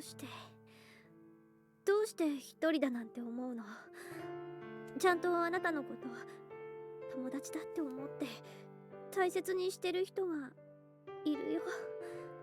それなのにどうして一人でどこかに行こうとするの？あなたは置いていかれるのがどんなに辛いか分かってないんだ。だから勝手にどこかに行こうとしちゃうんだ。失うことは当たり前だよ。誰かに嫌われることだって特別なことじゃない。私、あなたのこと大好きだよ。だからどこにも行かないで。もしあなたが自分のことをこれから幸せになろう。ここに戻ってきて、これからまた一緒に生きよう。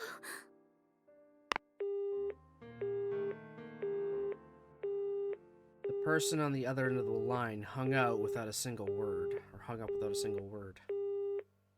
It felt as though I'd been abandoned, left behind. I squeezed my cell phone tightly in my hand.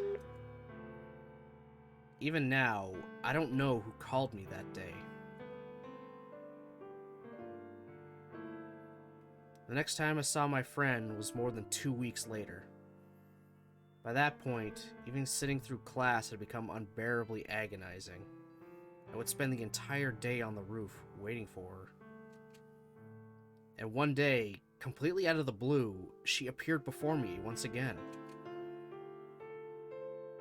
Jesus!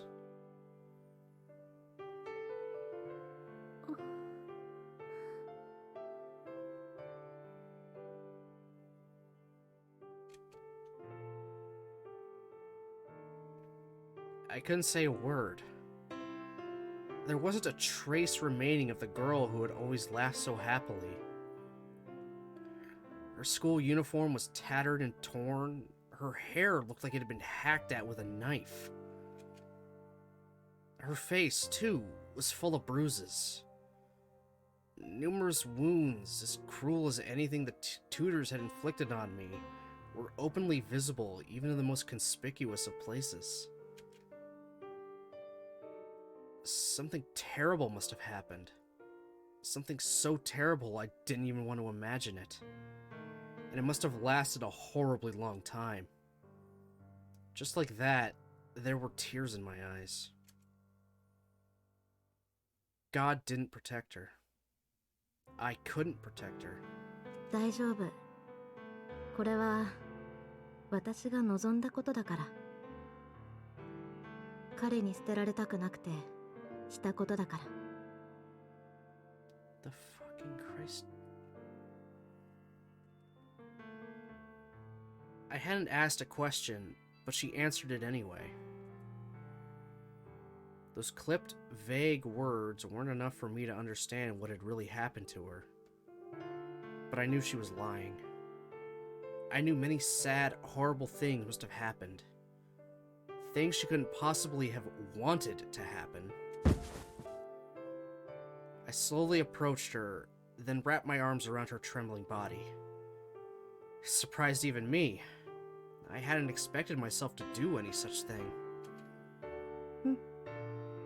ありがとう。ミッチェルは優しいね。そんなことない。そんなことあるよ。あなたは優しい子だよ。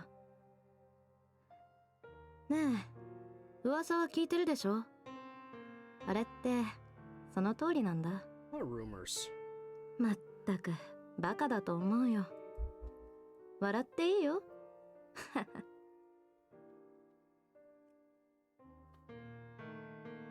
In the classroom, my friend had become the subject of rumors. My classmates said she'd gotten to know a man decades older than her over the internet. A man with a wife and children. They said he treated her like his mistress. They said something about photos of her and that man getting scattered around the internet. They said he'd done terrible things to her. But none of it mattered to me.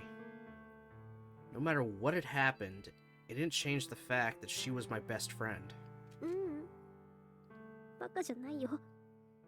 私はバカだけど。So what, this fucking guy keep her captive for 2 weeks or something?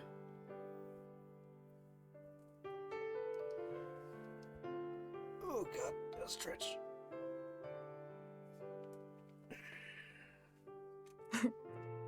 そうだね。こんな私と仲良くしてくれるなんてバカかもね。そんなことないもん。私学校で嫌われてるんだ。友達もいないの。でもね、誰も相手にしてくれないからあなたと友達になったわけじゃないからね。あなたのことがいいなって思ったから友達になったんだからね。それだけは本当。でも信じてくれないよね。こんな私だもんね。I wanted to say, of course I know that, but my voice failed me. I felt as though a chunk of cardboard had wedged itself in my throat. I couldn't force out even a tiny squeak. 私はミチルのことを親友だってちゃんと思ってる。ごめんね。こんなに汚れた友達で。こんなんで本当にごめんね。Wanted to tell her that she wasn't filthy, but I couldn't say a word. All I could do was hug her tightly. 私、彼のことが好き。彼がしろって言えば、どんなことでもした。Jesus 奥さんと Christ. 別れてくれるなんて、そんなの最初から嘘だって分かってた。もういいよ。話さなくていい。大丈夫だよ。殴られても平気だった。何回でも頑張った。でももう限界。だってあの人はもう私のこと好きじゃないから。 She gave me another pretend kiss on my cheek. I closed my eyes and returned the gesture. Watching me, she smiled just a little. Scraps of her uniform danced in the wind like feathers fallen from the wing of a bird. She put her hands on the fence and swung herself gracefully over to the other side. Oh my god. みちる、もう私限界。あの人が私に興味のない世界になんて、 Oh my god. あの人が存在しない世界になんていたくない。 So this is gonna be the trauma that actually brings about the second personality, isn't it?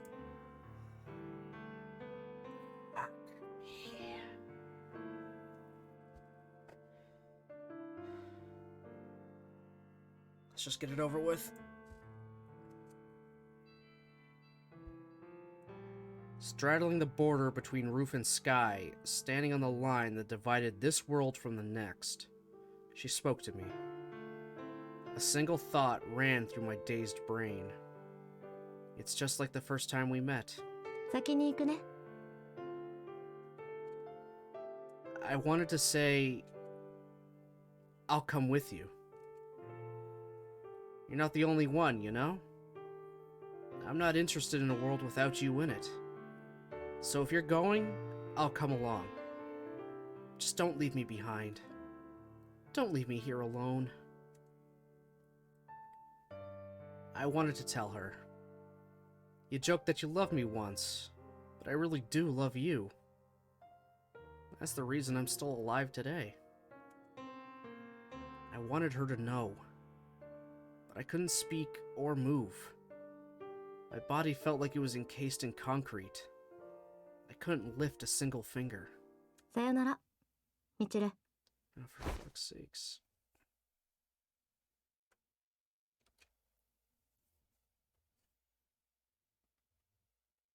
I wanted to say the words. We're best friends, aren't we? Let's die together.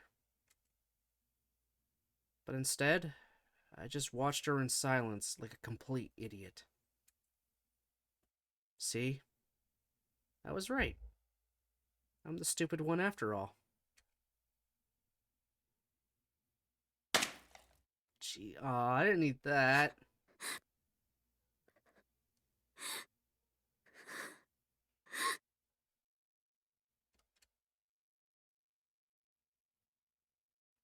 I didn't know what to do. I just cowered. And then I tried to scramble over the rail to see her, to see the end. But I couldn't do it. No matter what, I couldn't get myself over that fence.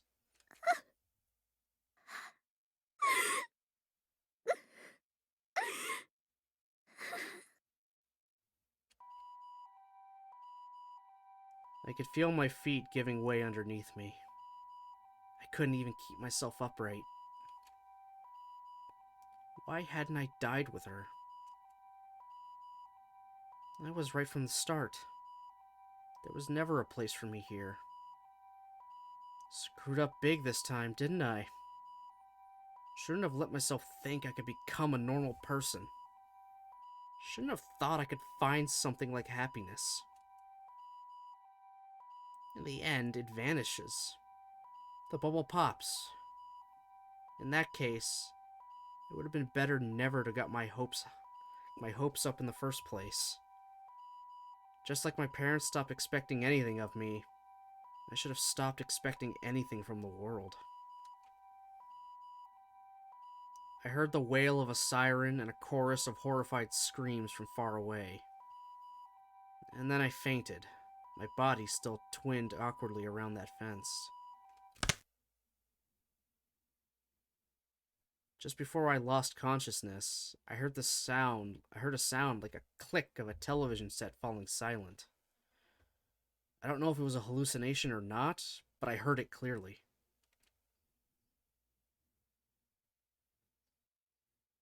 When I woke up, I was lying in a hospital bed. It seemed I'd been unconscious for quite a long time. Normally, there should have been police waiting at my bed to question me, but Dad took care of all that. Probably less out of concern for me than out of his desire to keep this troublesome situation from dragging on. I thought they'd discharge me soon enough, but I discovered that my chronic chest pain had grown dramatically more intense. My body was no longer physically capable of enduring a normal life.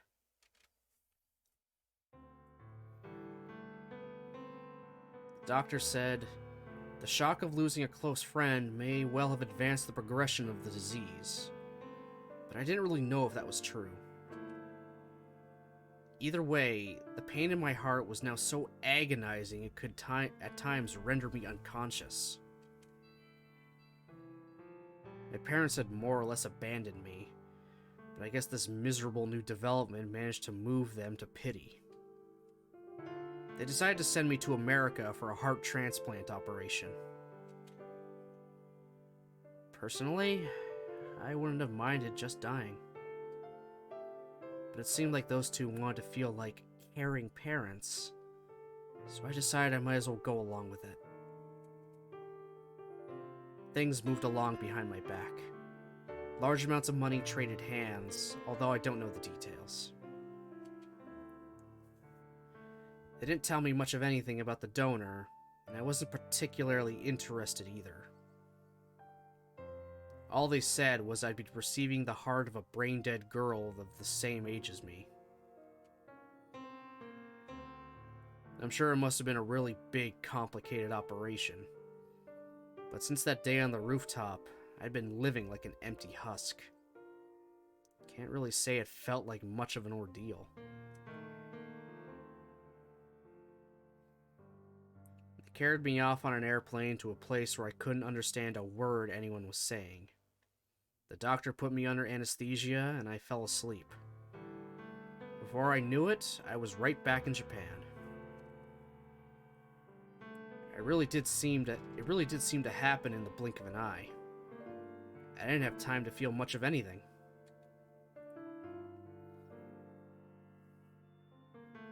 My procedure apparently went about as smoothly as possible.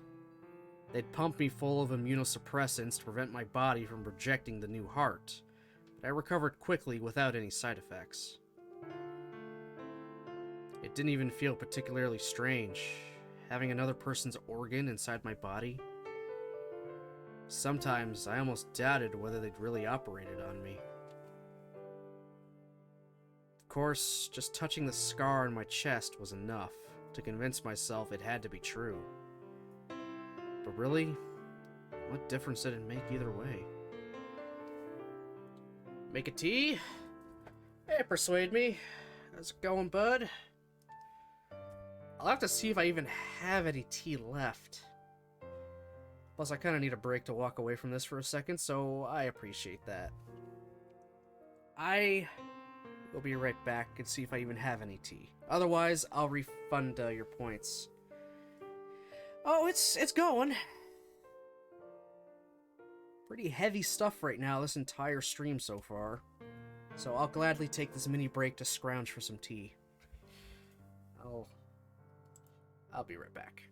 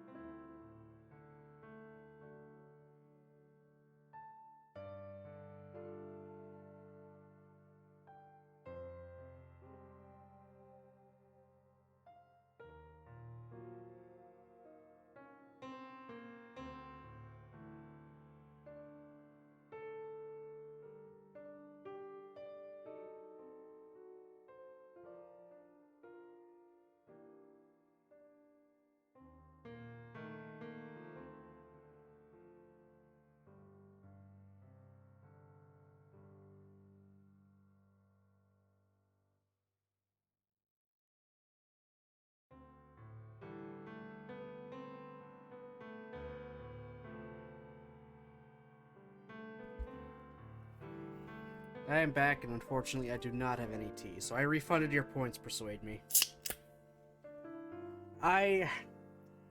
Yeah. I mean, I did not expect this game to take this kind of turn. What I've got so far happening.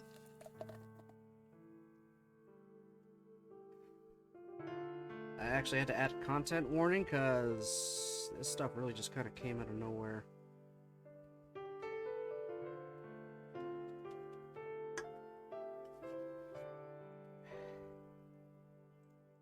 I'm a big enough of a person to say I do enjoy a good cry every now and again. But this is, like, really just heartbreaking.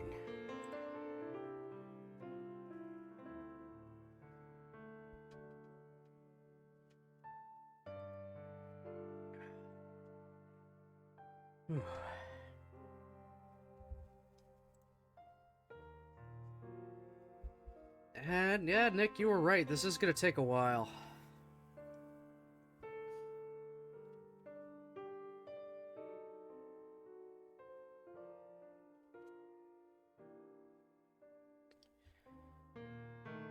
Yeah, it's pretty bad. To give you the brief catch-up of everything that's led to her telling us her story, she has DID. She has a second personality that kind of pops up every now and again. Whenever she gets incredibly emotional over something, it kind of comes in to protect her and make things better. She doesn't know about it. She just suddenly, like, her memory blanks. She doesn't know what happens the entire time that personality is around. At one point, we accidentally let slip that she has a second personality and have to tell her. She's both unsurprised, but also, you know, like, shocked by it. And just kind of admits right there, maybe I should let her be in control full time, because, you know, she seems to be better at living life than I do. She's always swooping in, making things better. Then we go to try to find the stray cat she had kind of semi-adopted. We find it on the side of the road, having been hit by a car, and before we can get it to a vet, it dies in her arms. Then, after we take care of burying the cat and go to check on her in her room, she's overdosing on medication that we thought was candy she'd been having this entire game so far. Now, after finally getting back from, you know, dealing with ODing, which the school is telling all the other few people at this school that she was just suffering from anemia, because they don't need them to be really in an uproar. She's kind of herself, but not really. I mean, the rest of them think she's totally fine, back to normal. We know she's putting on an act this entire time. Eventually, she drags us into an empty room in the dorm, and we, at least in this version, just kissed her. But in what I'm assuming is in the totally uncensored version, we actually bang. Because she thinks it'll help make her feel better. Which is kind of weird, but whatever. She's hurting everywhere. But she also agreed after that she would tell us everything, which she's going through now. She's gone through how her childhood was, how her parents got all these tutors to teach her so many things, but she could never comprehend or do any of it. Her parents would yell at the tutors, and then eventually one tutor started hitting her. And then eventually all of her tutors started to hit her whenever she screwed up, even getting her to say, I'm a worthless human being. So that really made her shut herself in and be very quiet. Even after all the tutors were gone, she stayed shut in, just kind of sat in her room, did nothing. Her parents essentially gave up on her and were trying to have another kid. They sent her to school. It was very much the same thing. She would just be very quiet, and no one would try to talk to her. She was ready to jump off the roof. She was like, at least trying to get the courage up to jump off the roof. Then when she goes up one day, she finds someone else ready to jump. Kind of saves them in her mind because it's unfair that they're able to do it while she's unable to.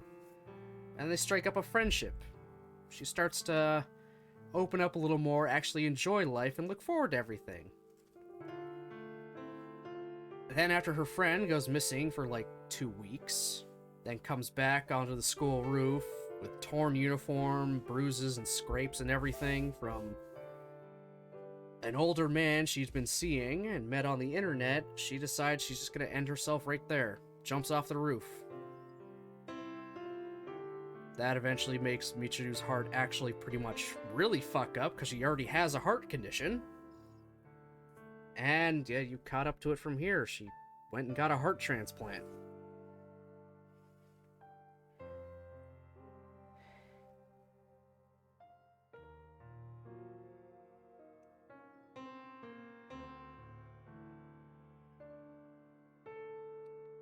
Yeah, a lot of stuff has happened today that I did not expect from this game.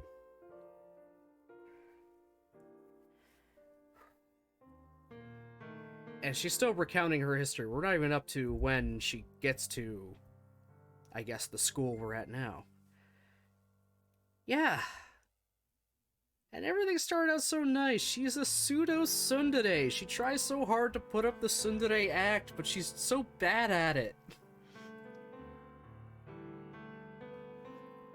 Now they're just getting trauma dump.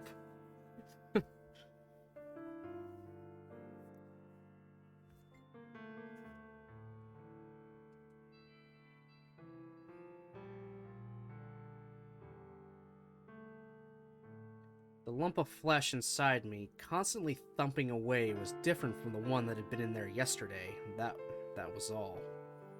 Nobody was gonna care. Nothing important had changed. My doctors celebrated my remarkable recovery from the surgery as a miracle. So enthusiastic, you might have thought my good fortune was his own. My parents had relieved expressions on their faces as well. Expressions that seemed to read, now we won't have to worry ourselves about this girl anymore. Oh yeah, big time. Yep. Many months I had spent in various hospitals came to an end, and I began to recuperate at home. That was when the first signs of the change began to appear. If anything, Yumiko is a better tsundere. Oh, probably. That's why I don't give Michiru the tsundere label. She gets the pseudo tsundere.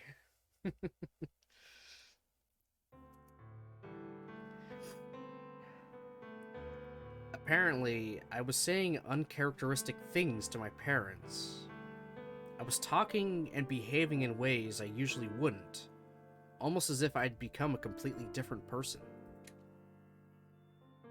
My parents were incredulous at first, half expecting some kind of elaborate prank.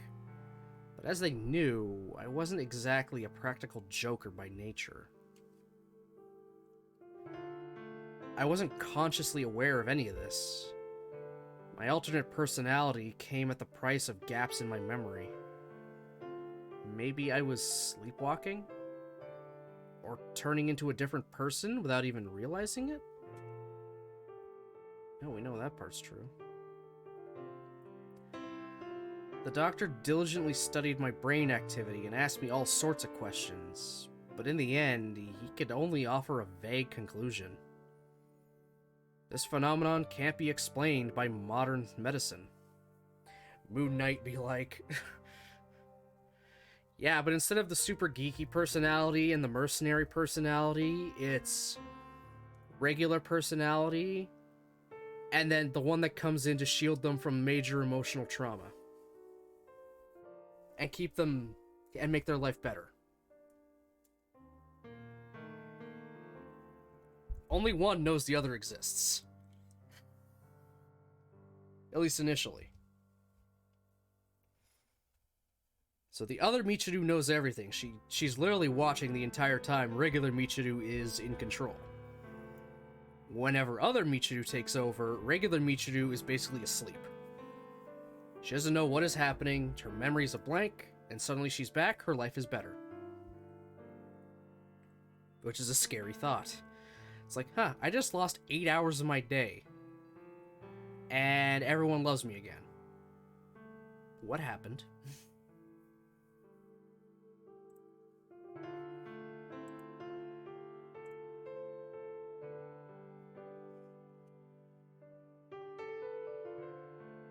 Ultimately, the adults decided that the powerful psychological impact of losing a friend in front of my eyes had led to changes in my personality. But I didn't really care either way. I responded with a disinterested, "Oh, that's so? Good to hear." The gaps in my memories became frequent, and as time passed, they grew longer, harder to ignore. The other me, who showed up in these chunks of lost time, seemed surprisingly competent. From what I gathered, she was much more sociable than I was, and a lot better at schoolwork as well. One night, I noticed dinner was a little extravagant. Dad smiled across the table and told me it was a reward for trying so hard at my studies lately. It was kind of a strange experience, but I didn't really mind. Rule of the internet says don't date chicks with multiple personalities. Funnily enough, the other personality straight up says, "I want you to date this girl." Her other personality wants us to date Michiru. She says it very bluntly.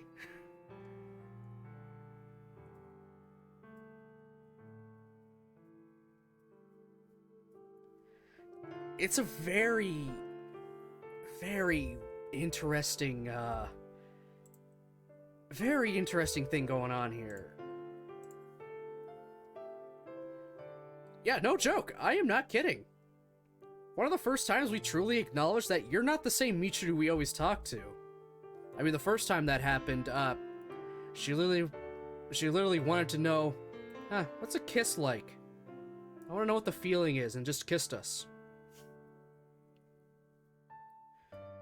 And then one of the next times she took over, she's like, "I want you to date this girl. She really likes you, but can't really say it, so I want you to date her."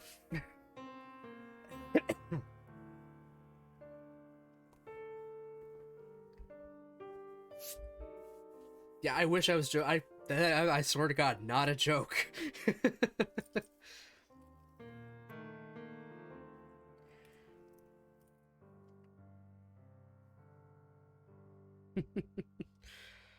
This is an honestly, this is a very freaking interesting route. If also really sad.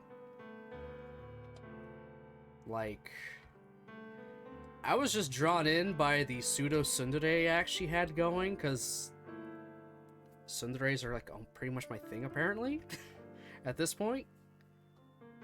But now it's beyond that. We're really getting kind of a big kind of everything. Way more complicated than I expected. Now I'm kind of frightened for the other 4 girls' routes. What's on the surface isn't gonna be all there is. We now know Baron's fetish confirmed. Okay, that's been confirmed a while ago. That was confirmed a long, long while ago. I like my tsunderes.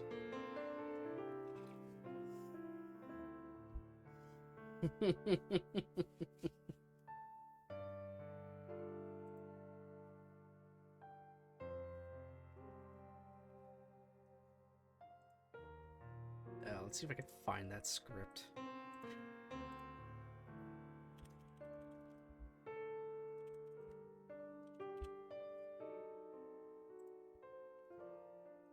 I just need...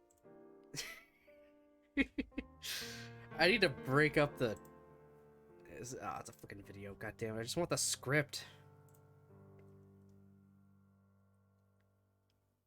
There it is. I think I got it. Okay.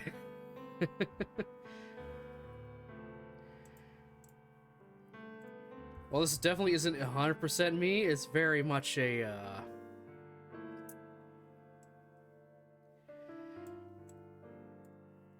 I love the kind of woman that will actually just kill me. You know, when I left the house today, I was thinking, damn, I really hope some hot chick paints my brains all over the fucking hallway. And here we are. I mean, really, just absolutely destroy me. I'm talking full-on watermelon and thighs level carnage. And I wanted to scare the shit out of me. I mean, I hope I piss myself. I hope I piss myself and you call me your little pee-pee piss-piss boy. I want you to fuck me up. I mean, I want you to make me your bitch. Your little pee-pee piss myself bitch. I want it to get embarrassing. I mean, like... Okay, first, what? Second, the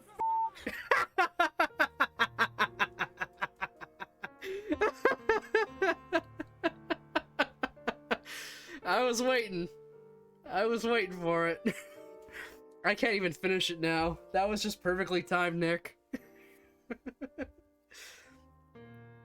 Just look it up. Just look it up, Nick. You get the whole script.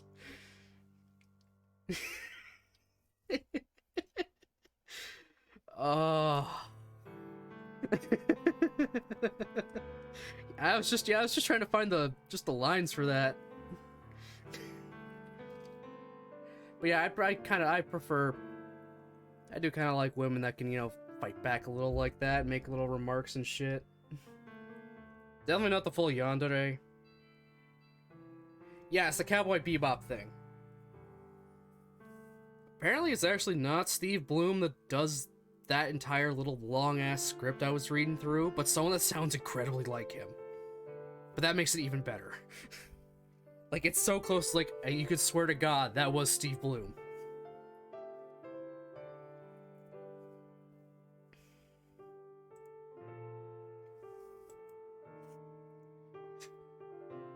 God, oh fucking mighty. Okay, how far did I get into that damn script now? I gotta go back and check. Let's see. How far did I go? Da, da, da, da,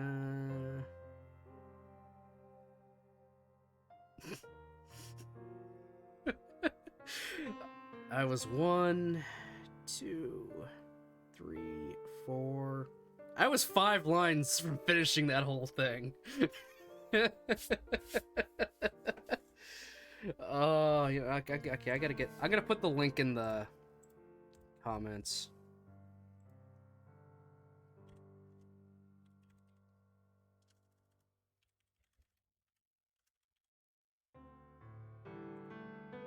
Because I don't know, Nick, if you've actually seen it or not, so I'll copy that.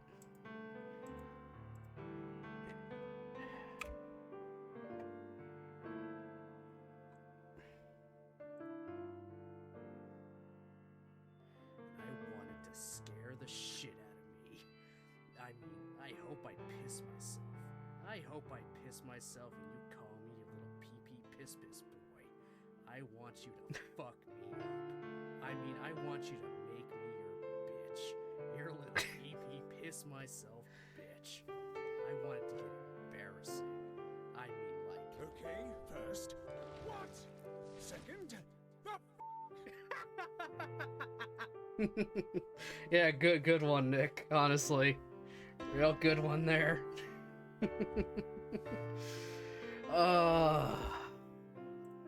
I kind of needed that little... I needed that little bit of a break from this. Whew.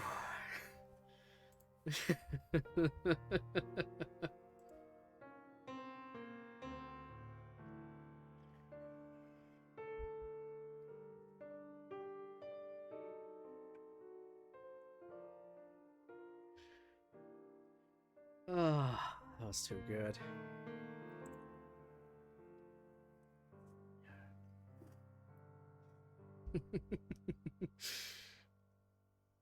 I'm glad you knew exactly what I was talking about, Persuade Me.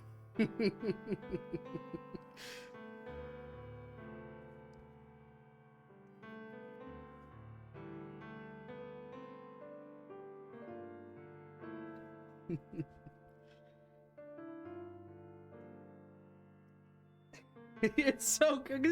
It just keeps going. It gets worse and worse.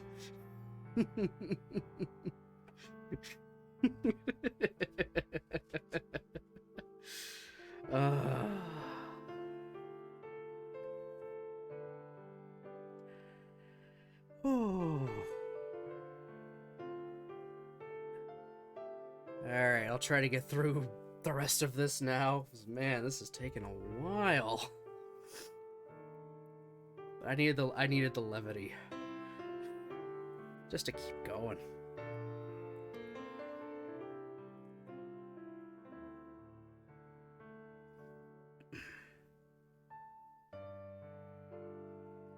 I mean, if things were going smoothly, who cared if I remembered doing the things I was being praised for or not?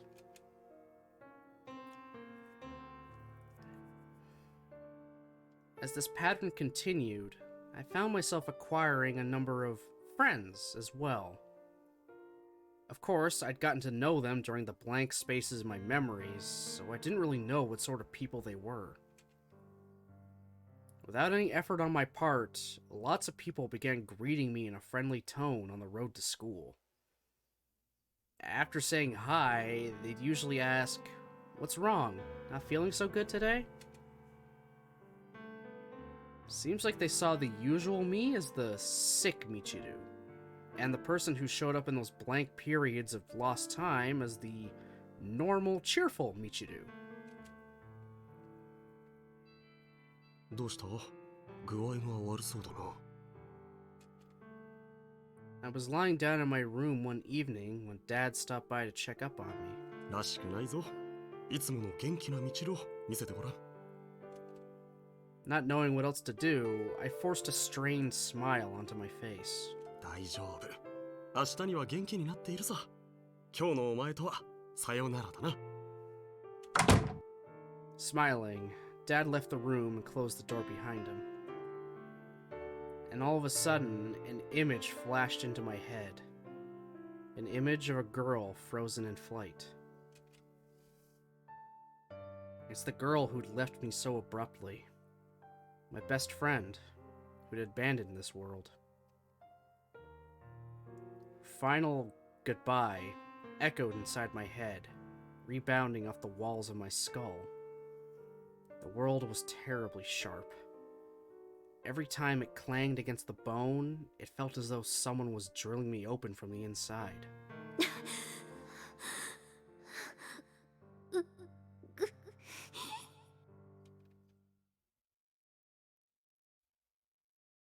Trembling with fear and pain, I dove into my bed in search of refuge. Greasy sweat broke out on my forehead. I swallowed a few of the pills my doctor had prescribed, pulled the blanket over my head, and squeezed my eyes shut. If I can get past this, I'll become the cheerful Michiru again. I can't break down now. I silently repeated those words to myself. And soon enough, drowsiness wrapped me up in a thick, sticky cocoon, blanket and all. Finally, I'll be able to sleep. I'll pull through after all.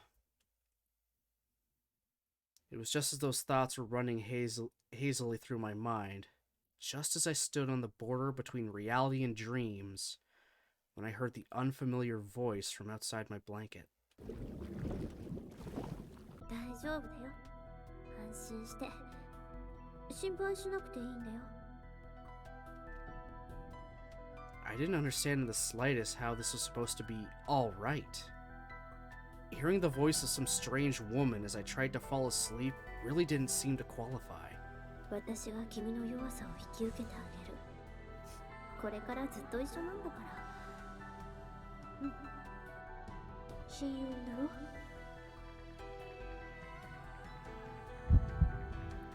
The instant I hear those words, I felt my heart pound violently. A sharp, white-hot pain spread from my chest throughout my entire body, as if traveling through my blood vessels. 親友なんて言わないで。私の親友は一人しかいない。一人しかいらない。 I remember the doctor offhandedly mentioning a phenomenon known as cellular memory. In rare cases, patients receiving heart transplants had seemed to inherit aspects of the previous owner's tastes or memories. Maybe it was true. Maybe it had happened to me. No, this wasn't anything so minor. The former owner's entire personality had slipped inside me, complete and distinct from my own. And now she was talking to me, declaring herself my best friend. Okay, that took a turn. The brain-dead girl whose heart she has now is literally living in her? What the fuck? It raises more questions. I wasn't about to put up with that. Another best friend was the last thing I wanted. あなたなんて大嫌い。勝手なこと言わないで。 Throwing off the covers, my pulse pounding in fear of my own body, I shouted at the disembodied voice. 大丈夫だよ。私が助けてあげるから。助けてなんて欲しくない。私を助けられるのはあの子だけなの。 I couldn't even tell if this was reality or some insane nightmare. My terror escalated into frenzy. I ripped out the... Oh, Jesus, fuck. Jesus! I ripped out clumps of my own hair, bit my own arms, and kicked things all over the room until my feet bled. Oh my god. That took a turn. Another turn. I'm on a fucking roller coaster right now. But it wasn't enough. I grabbed a box cutter from my desk, grasped it tightly in my hands, and listened carefully, trying to figure out where the voice was coming from. The voice was the cause of this pain. It flowed through my body with the blood thumping out of my heart, bringing agony with it. I had to get that voice out of my body. Jesus fucking Christ. Oh my god.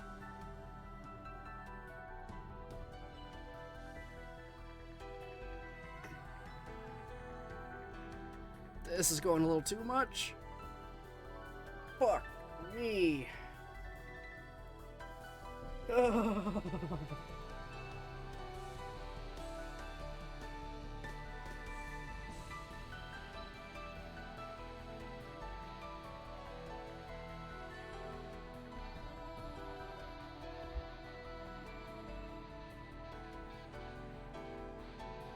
Okay, I'm gonna have to update that freaking command now.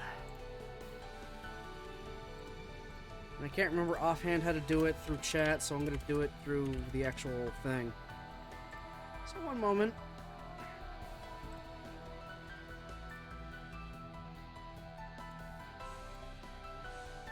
Yeah, content warning, 100% people, 100% content warning.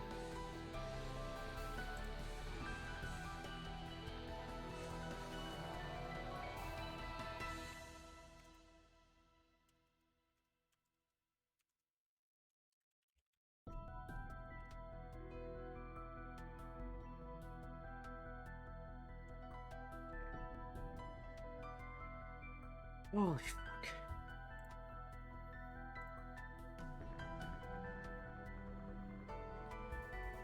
With that thought, I cut at my wrist with the blade, trying to drain the voice out of me along with my blood. But no matter how my arm bled, the voice remained securely inside my body. In that case, I had no choice. I needed to uproot it directly. Oh, no, no, no, no, no.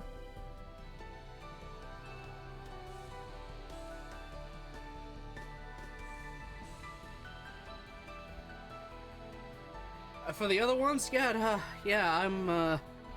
I'll be updating that command as for each route. The command will be updated depending on which girl's route I'm on.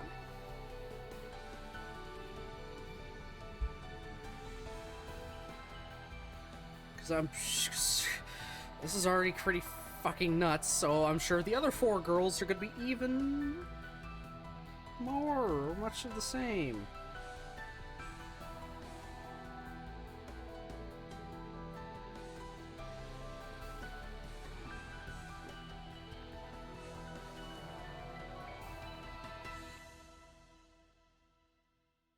Sorry.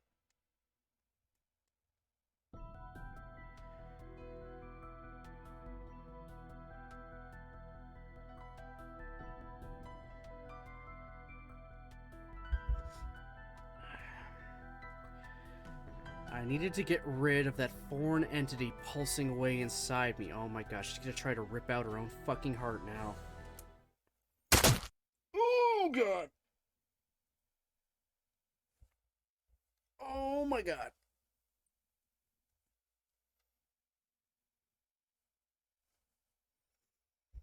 It's the thing. This is a fucking thing. I pointed the blade at my own chest and stabbed as hard as I could. Fucking hell. It wasn't the sharpest blade, but it broke the skin easily enough. Oh my god. Oh my god. Oh my god.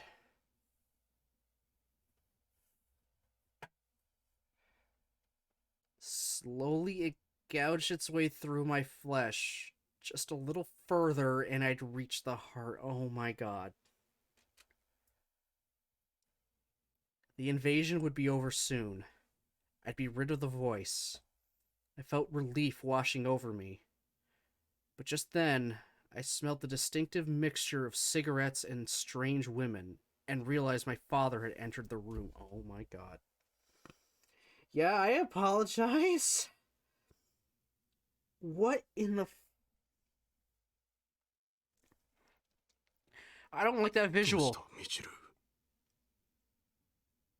なぜだ。 Before I knew it, my room had become a disaster scene. The scattered and torn remnants of my belongings stained dark red with splashes of fresh blood. The box cutter fell from my hands and hit the ground with a dull thunk. The sound abruptly brought me back to reality. My dad's familiar face was so contorted that he looked like an entirely different person. I had to smile. Had to reassure him. Oh, no!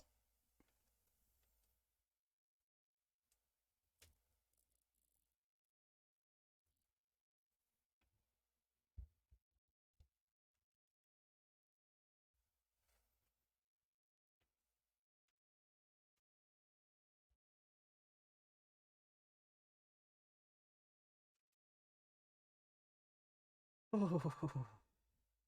But different words came out of my mouth. ねえパパ、私壊れちゃったの。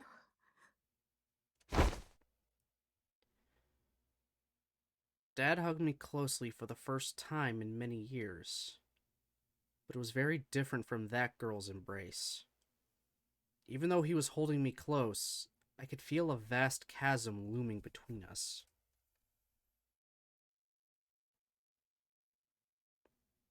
That very night, I was admitted to a new hospital. Not that I had any choice in the matter. It was very quiet there. All of the patients were tranquil and sedate. Sometimes I felt as though I'd wandered into some forgotten corner of the afterlife. There were times when I found their constant, unchanging smiles frightening, but I got the idea soon enough. Basically, it's a place where you could live without getting tangled up in your emotions.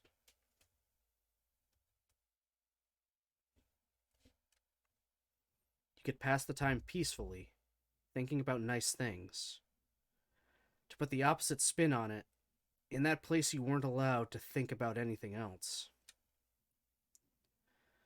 The medicine they gave me there made my mind feel pleasantly clear.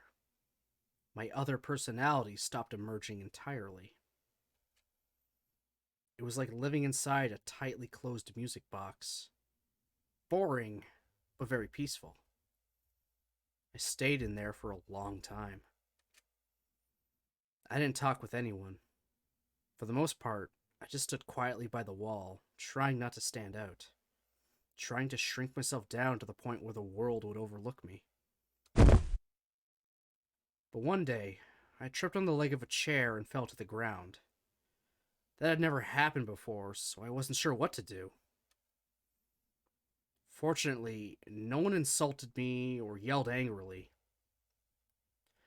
Instead, a few patients nearby put their hands to their mouths and giggled softly in amusement. I liked hearing that sound. And lying there on the ground, an idea occurred to me. Maybe I fell on purpose, I can make people laugh again. The next day, I tripped again. The people who noticed laughed a little. The day after that, I deliberately spilled a glass of water, and once more I heard the pleasant sound of laughter. Emboldened by my success, I spoke. 勝手にこぼれるなんて変なコップ。 More people laughed than before. Their voices were warm and gentle. I found a way to make myself useful. By devoting myself to clowning around, I could at least make others smile. From that day on, I acted out a sillier version of myself. An exaggerated, funny caricature of me. And I sustained myself on a sugary sweet diet of laughter. Alright then. From now on, I'd go with this way of life. The pretending didn't bother me. It was worth it to do something for other people. It was worth it to have something to live for. Nobody had appreciated me before because I wanted them to like the real me. Problem was, the real me wasn't any good. So I might as well just pretend. All I had to do was act out the most convenient role. Force out the most convenient emotions. Become someone who put a smile on people's faces. Even if that meant the real me disappeared entirely, I didn't care. I was a little anxious about whether someone as stupid as me could even act convincingly, but I had no choice but to try. Fake it till you make it? This is in a bad context. It's a bad kind of fake it till you make it. Among the patients, I gained a niche as the weird but funny girl. As I grew into the role, I became more lively. In time, the doctors decided I was on my way to a full recovery and politely ejected me from the hospital. Oh, there's the school front. I'd lost my place in the world, but my parents soon found me another. Apparently, they'd heard somewhere or other about this special school that only gathered students with complicated circumstances. I was enrolled in Mihama Academy soon after my return. I kept right on playing the clown in the school. I thought it'd be nice to keep everyone laughing. And in fact, that's just how things turned out. The days rolled past pleasantly enough, for the most part. But every once in a while, I'd abruptly remember that this too was nothing but an artificial make-believe world. When everyone laughed together, I wasn't smiling from the heart. Over time, my uncertainty grew. I didn't want to lose what I'd found here, but I didn't want to grow dependent on it. The more I pretended to be someone I wasn't, the less I understood what I wanted to do. Did an imposter like me really belong here in the first place? It felt like I was living in an antlion's pit. There was nowhere else for me to go, no way out of the rut. All I could do was struggle not to fall. それが私なの。 Having delivered her lengthy story in one uninterrupted sitting, lol, uninterrupted my ass. How many times did I stop to say stuff and then read off the, I want a woman that'll actually kill me speech?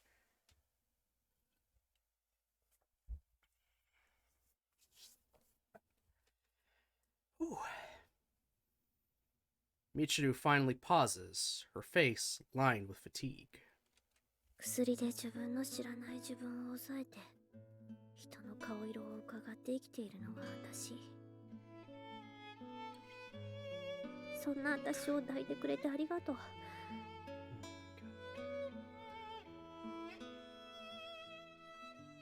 ごっこでも恋人のふりでもしてくれてありがとう。 Yeah, that's how we got here today.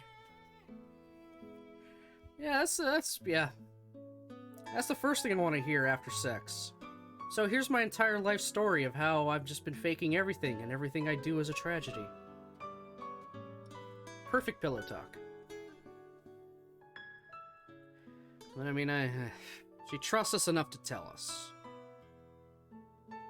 Which is good. Building trust is important. 私幸せなのかもって勘違いしそうになっちゃったけど、全部嘘だって分かってるし大丈夫。 It took me 3 days to finish her backstory during my playthrough. That didn't take very long, I don't think. I'm gonna have to look back in the VOD when it started and when we got to this point. I know I'm already like an hour over when I usually stop. But still, like, holy fuck. That wasn't as long as I thought it would be. But then again, I don't know how much more of this route there's gonna be. This feels like maybe the midway point? I don't know. I am still super intrigued, though. ユージに抱きしめてもらってる時、キスしてもらってる時、今が終わらなければいいのにってずっと考えてた。でも終わっちゃうんだよね。いつかは離れちゃう。怖いね、それって。 Scratching my head, I search for the words Michiru needs to hear. They prove surprisingly easy to find. What you need right now isn't this fatalistic pessimism. It's medical treatment. Your problem's too complex to face on your own. Go to a hospital and have the professionals diagnose you, then work slowly and surely toward getting better. I think I understand the general outline of the situation. The memories of her organ donor have influenced Michiru's mind. Or so she thinks, at least. It's not a common phenomenon, but apparently it's not entirely unprecedented either. Whatever the case may be, what the girl needs is appropriate treatment in an appropriate setting. うん。どうしても病院に行かなくちゃダメ。 I'd strongly recommend it. I doubt they'll keep you there longer than a week for an examination like this. And I'm worried about you. 心配か。本当なら嬉しいな。 Why would I lie? I didn't dislike that make-believe game of yours. I probably could have found another way to occupy myself, but spending time with you was, well, enjoyable. 本当に I'm not lying. How many times do you want me to say the same exact thing? ごめんなさい。だって出しといて愉快って思ってくれるなんて嬉しくて。 I don't want you to disappear on me, Michiru. I'd find that unpleasant. 困る？どどうして？ This is seriously the last time I'm gonna repeat myself. Because the time I spent with you wasn't half bad. うん。 I take Michiru by the shoulders and look her straight in the eyes. You're living in the present, Michiru. Don't let yourself get caught up in the past. You can't fix it. What's done can't be undone, but the future's still yours to shape. Incredibly obvious, yes, but it doesn't hurt to keep that in mind. Right now, your future's on the line. You need to take control of it. That said, I kiss Michiru briefly on the lips. She turns down her face in embarrassment and hesitates for a moment, studying the floor as if deciding which words to pick up off the ground. ありがとう、ユージ。 In the end, she chooses extremely simple ones. Extremely simple, but not half bad. A pretty respectable choice, actually. ユージがそう言うなら、明日にでも検査に行く。早い方がいいでしょ。 True. Leave the arrangements with the hospital to me. I'll get something worked out. ありがとう。ごめんね、迷惑かけて。 You're not a nuisance. But if you're feeling guilty anyway, you can show me your gratitude once you're feeling better. エッチなことで。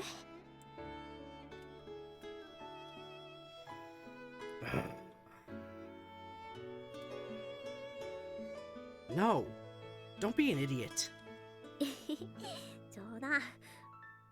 ねえ、できれば明日の朝、早くにここを出て病院に行きたい。 I don't mind, but why? 他の子に見られたら恥ずかしいじゃない。だから、それだけ。5時でお願いします。 Sure, not a problem. For now, you should get some rest. うん、わかった。ねえ、ユージ。私、ユージ好き。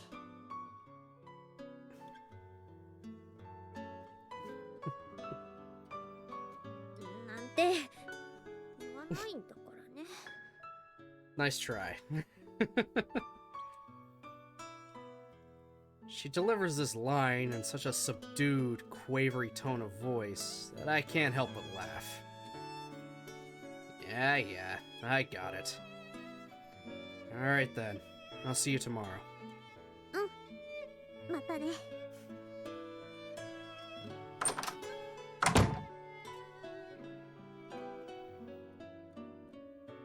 Ah, well. Looks like I'm gonna be end up indebted to Chizuru yet again. Been stuck in work shit all day. How's Michiru doing? Oh, God.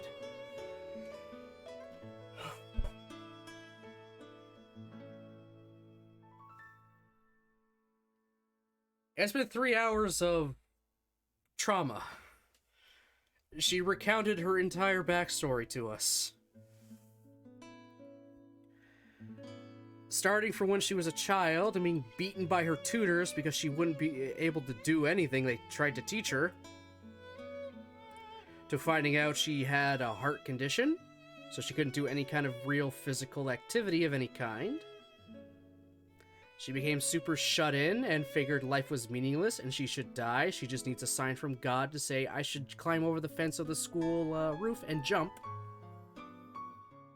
One day when she was up there, she saw another girl already over the fucking railing ready to jump. Stopped her, mostly because in her mind that's not fair. How come you can, get over the fence but I can't? Strikes up a friendship with her at least, has some good times. Then she goes missing for 2 weeks, shows back up at the school on the roof in a tattered school uniform, clearly beaten and bruised to hell. and decides she's gonna jump off the roof anyway in front of Michiru. This pretty much causes Michiru's heart to, like, quite literally break. She's forced to get a transplant, and then that's where her second personality came from. At least in her mind, it's literally like the thoughts and feelings of the previous person's heart that's been put into her. It got to the point that she was hearing a voice talking to her. She took a box cutter and tried to cut out her own heart.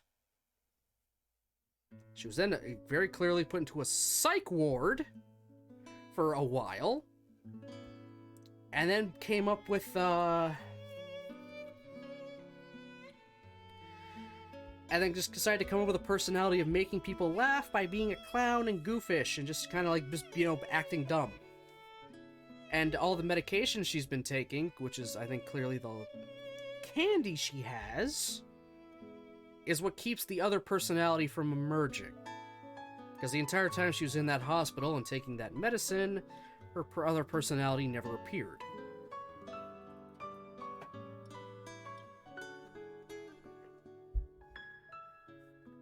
She has now agreed to go to the hospital and get examined now. So that's where we're at. Michiru is not exactly in the greatest states. Also, because this is the Steam censored version, we fucked before she told us her backstory. So there's that. When are we doing to space? Yeah, you missed a lot, Brosard. That's why I'm still going at 3 hours. We just finished her backstories.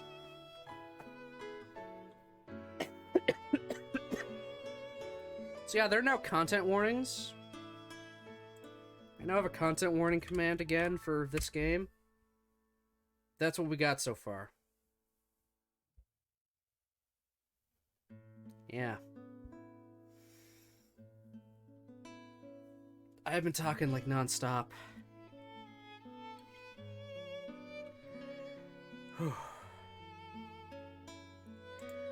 I'm kind of glad this scene's almost over, because I'm ready to end, and I've really got to use the bathroom.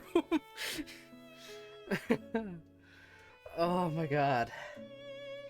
This game got a lot more serious than I expected it to. With a lot more shit happening. Not to say it's a bad thing. I like games that have depth like this, but like, holy fuck, it came out of nowhere.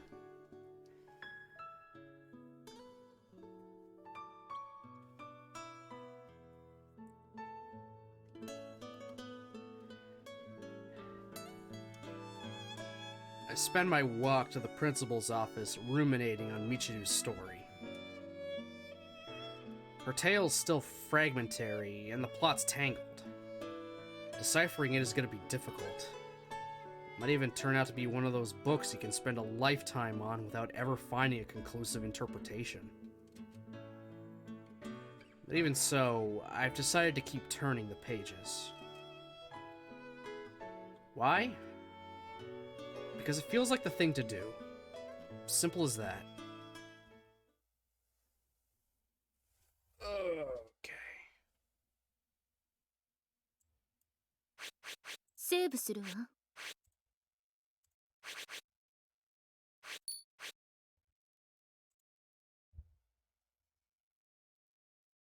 Okay. That's where I'm gonna put a pin in it for today. I believe I've more than made up for the stream I had to, you know, cut short last week. Quite literally, I went my normal 2 hours plus the extra hour I had to end and skip out on. Whew.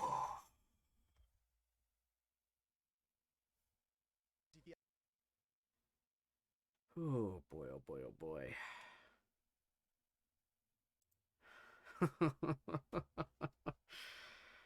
I wasn't expecting this when I woke up this morning. But I'm happy to have gotten through all that there. And yeah. So I'm now in a good spot for when we pick this up in 2 weeks. Because tomorrow at 10, we're back to more Kingdom Hearts, like what we did last night. This is supposed to be Kingdom Hearts week. But I wanted to make this up for having this end early last week. Why am I doing that? I don't have hair there anymore. Got my head freaking buzzed. Yeah, so 10 o'clock tomorrow is more Kingdom Hearts 2. We're going through our second round of the worlds.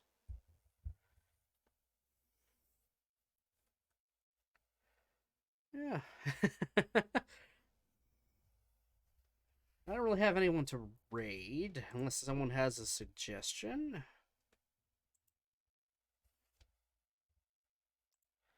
It's okay, we don't always have to raid somebody. It's kind of hard because I know I stream so early in the morning. But it is what it is. Thinking to try watching your Kingdom Hearts streams? Oh, I'd appreciate it, Nick. I appreciate it a lot. You see a lot of colorful imagery.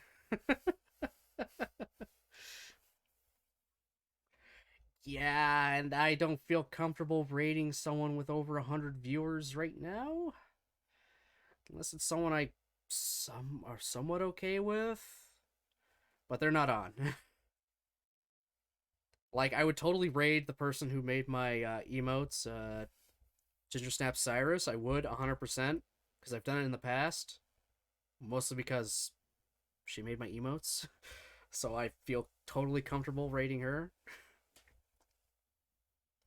And I would 100% raid Nags21 just because I watch him a lot all the time. He's very well aware of my username. I have sent quite a few freaking bit donations. And plus, the chat loves it when people raid. Especially if he ignores it the first time, so we make fun of him for it. But he won't be starting for a while. Wait an hour and raid into Nichols. Isn't Nichols not streaming for, like, the month of June or something?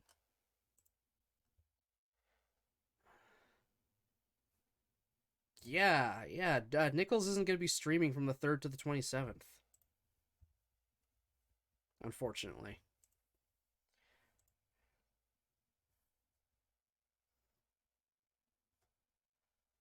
It's Wicked Mom.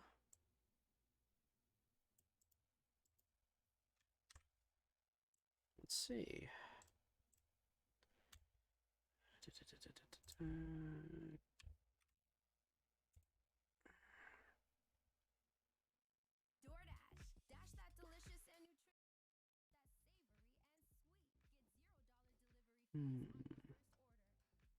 Can this ad end? Can this ad end?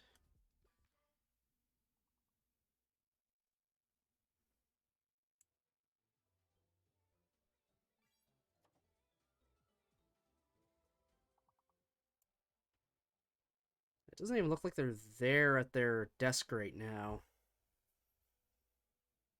Unfortunately. I am going to bookmark them, though, at the very least, as potential for future raids. I just don't want to raid into them while they're not sitting at their desk at all. But I'm going to keep them in mind, so thanks for that, Nick. Always looking for future people to raid into. Yes, I'm going to keeping them bookmarked. So the more people I can send anybody off to, or more people I can potentially connect with, the better. So yeah, just for no raid for today then. That's okay. Maybe next time. Who knows? Maybe tomorrow. Fingers crossed. We'll see. So yeah, I'm gonna just 100% end it here. I need to get some kind of lunch in me. I need to go to the bathroom and all that other stuff. The Chicky channel is always chill. Rytron raids into them. It's just cameras on a chicken coop. Okay, that's another one I'll just bookmark as well.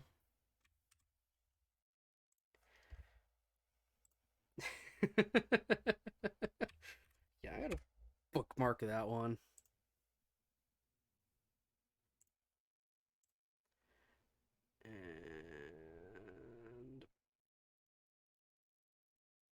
bookmark.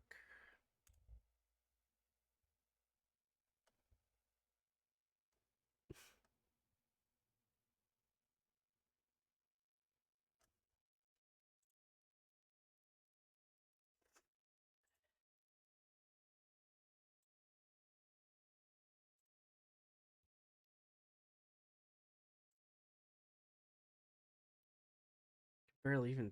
I didn't even see the chickens. And one more sound button to end it all. This isn't a beach, this is a bathtub. Alright, yeah, with that, I'd be out. Thanks a lot, Nick, on all those sound alerts. Especially the what the F one, that was perfect timing. Ken! Ken! What a great waifu! I'm here today to show you all about Ken! Ken! Ken, she's the very best! She will put every anime waifu up to the test!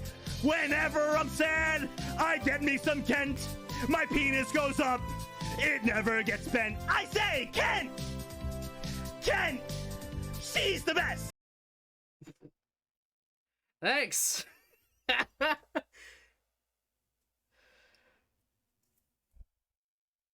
Yep. Thanks for playing the next Kent song. To make a long story short... to make a long story short about that, and then I will actually end. X21 is a streamer I watch a lot. He's fairly big. We troll the shit out of him all the time in his chat, like 100%. We are the content. He's just the guy that presses the live button. That's the joke we are at this point. He did an, was it Azure Lane? Yeah, he did an Azure Lane stream once just because someone redeemed it, so he had a set amount of money he would just do to roll for specific girls, to at least try to. One that kept coming up all the time was one named Kent. And he was getting sick of it. So we all joked that Kent was best girl. Very earlier, a little while ago, he had a channel point redeem where you could promote a waifu. And someone wanted him to promote Kent. After trying to do a promotion with just like a normal one talking about how great they are or whatever, we were all like booing him more or less to it. He got so sick of it, he restarted the friggin' like music that was playing. It just came up with this song off the top of his head. And now we use it a lot, sometimes getting other streamers to sing it themselves, or doing our own versions of it with insert different character here. Yeah. So a total 100% totally off the cuff thing he did has now become a massive joke. And I decided to make that a channel point redeem because why not? I love the Kent song. Our community has done fucking remixes of this damn song.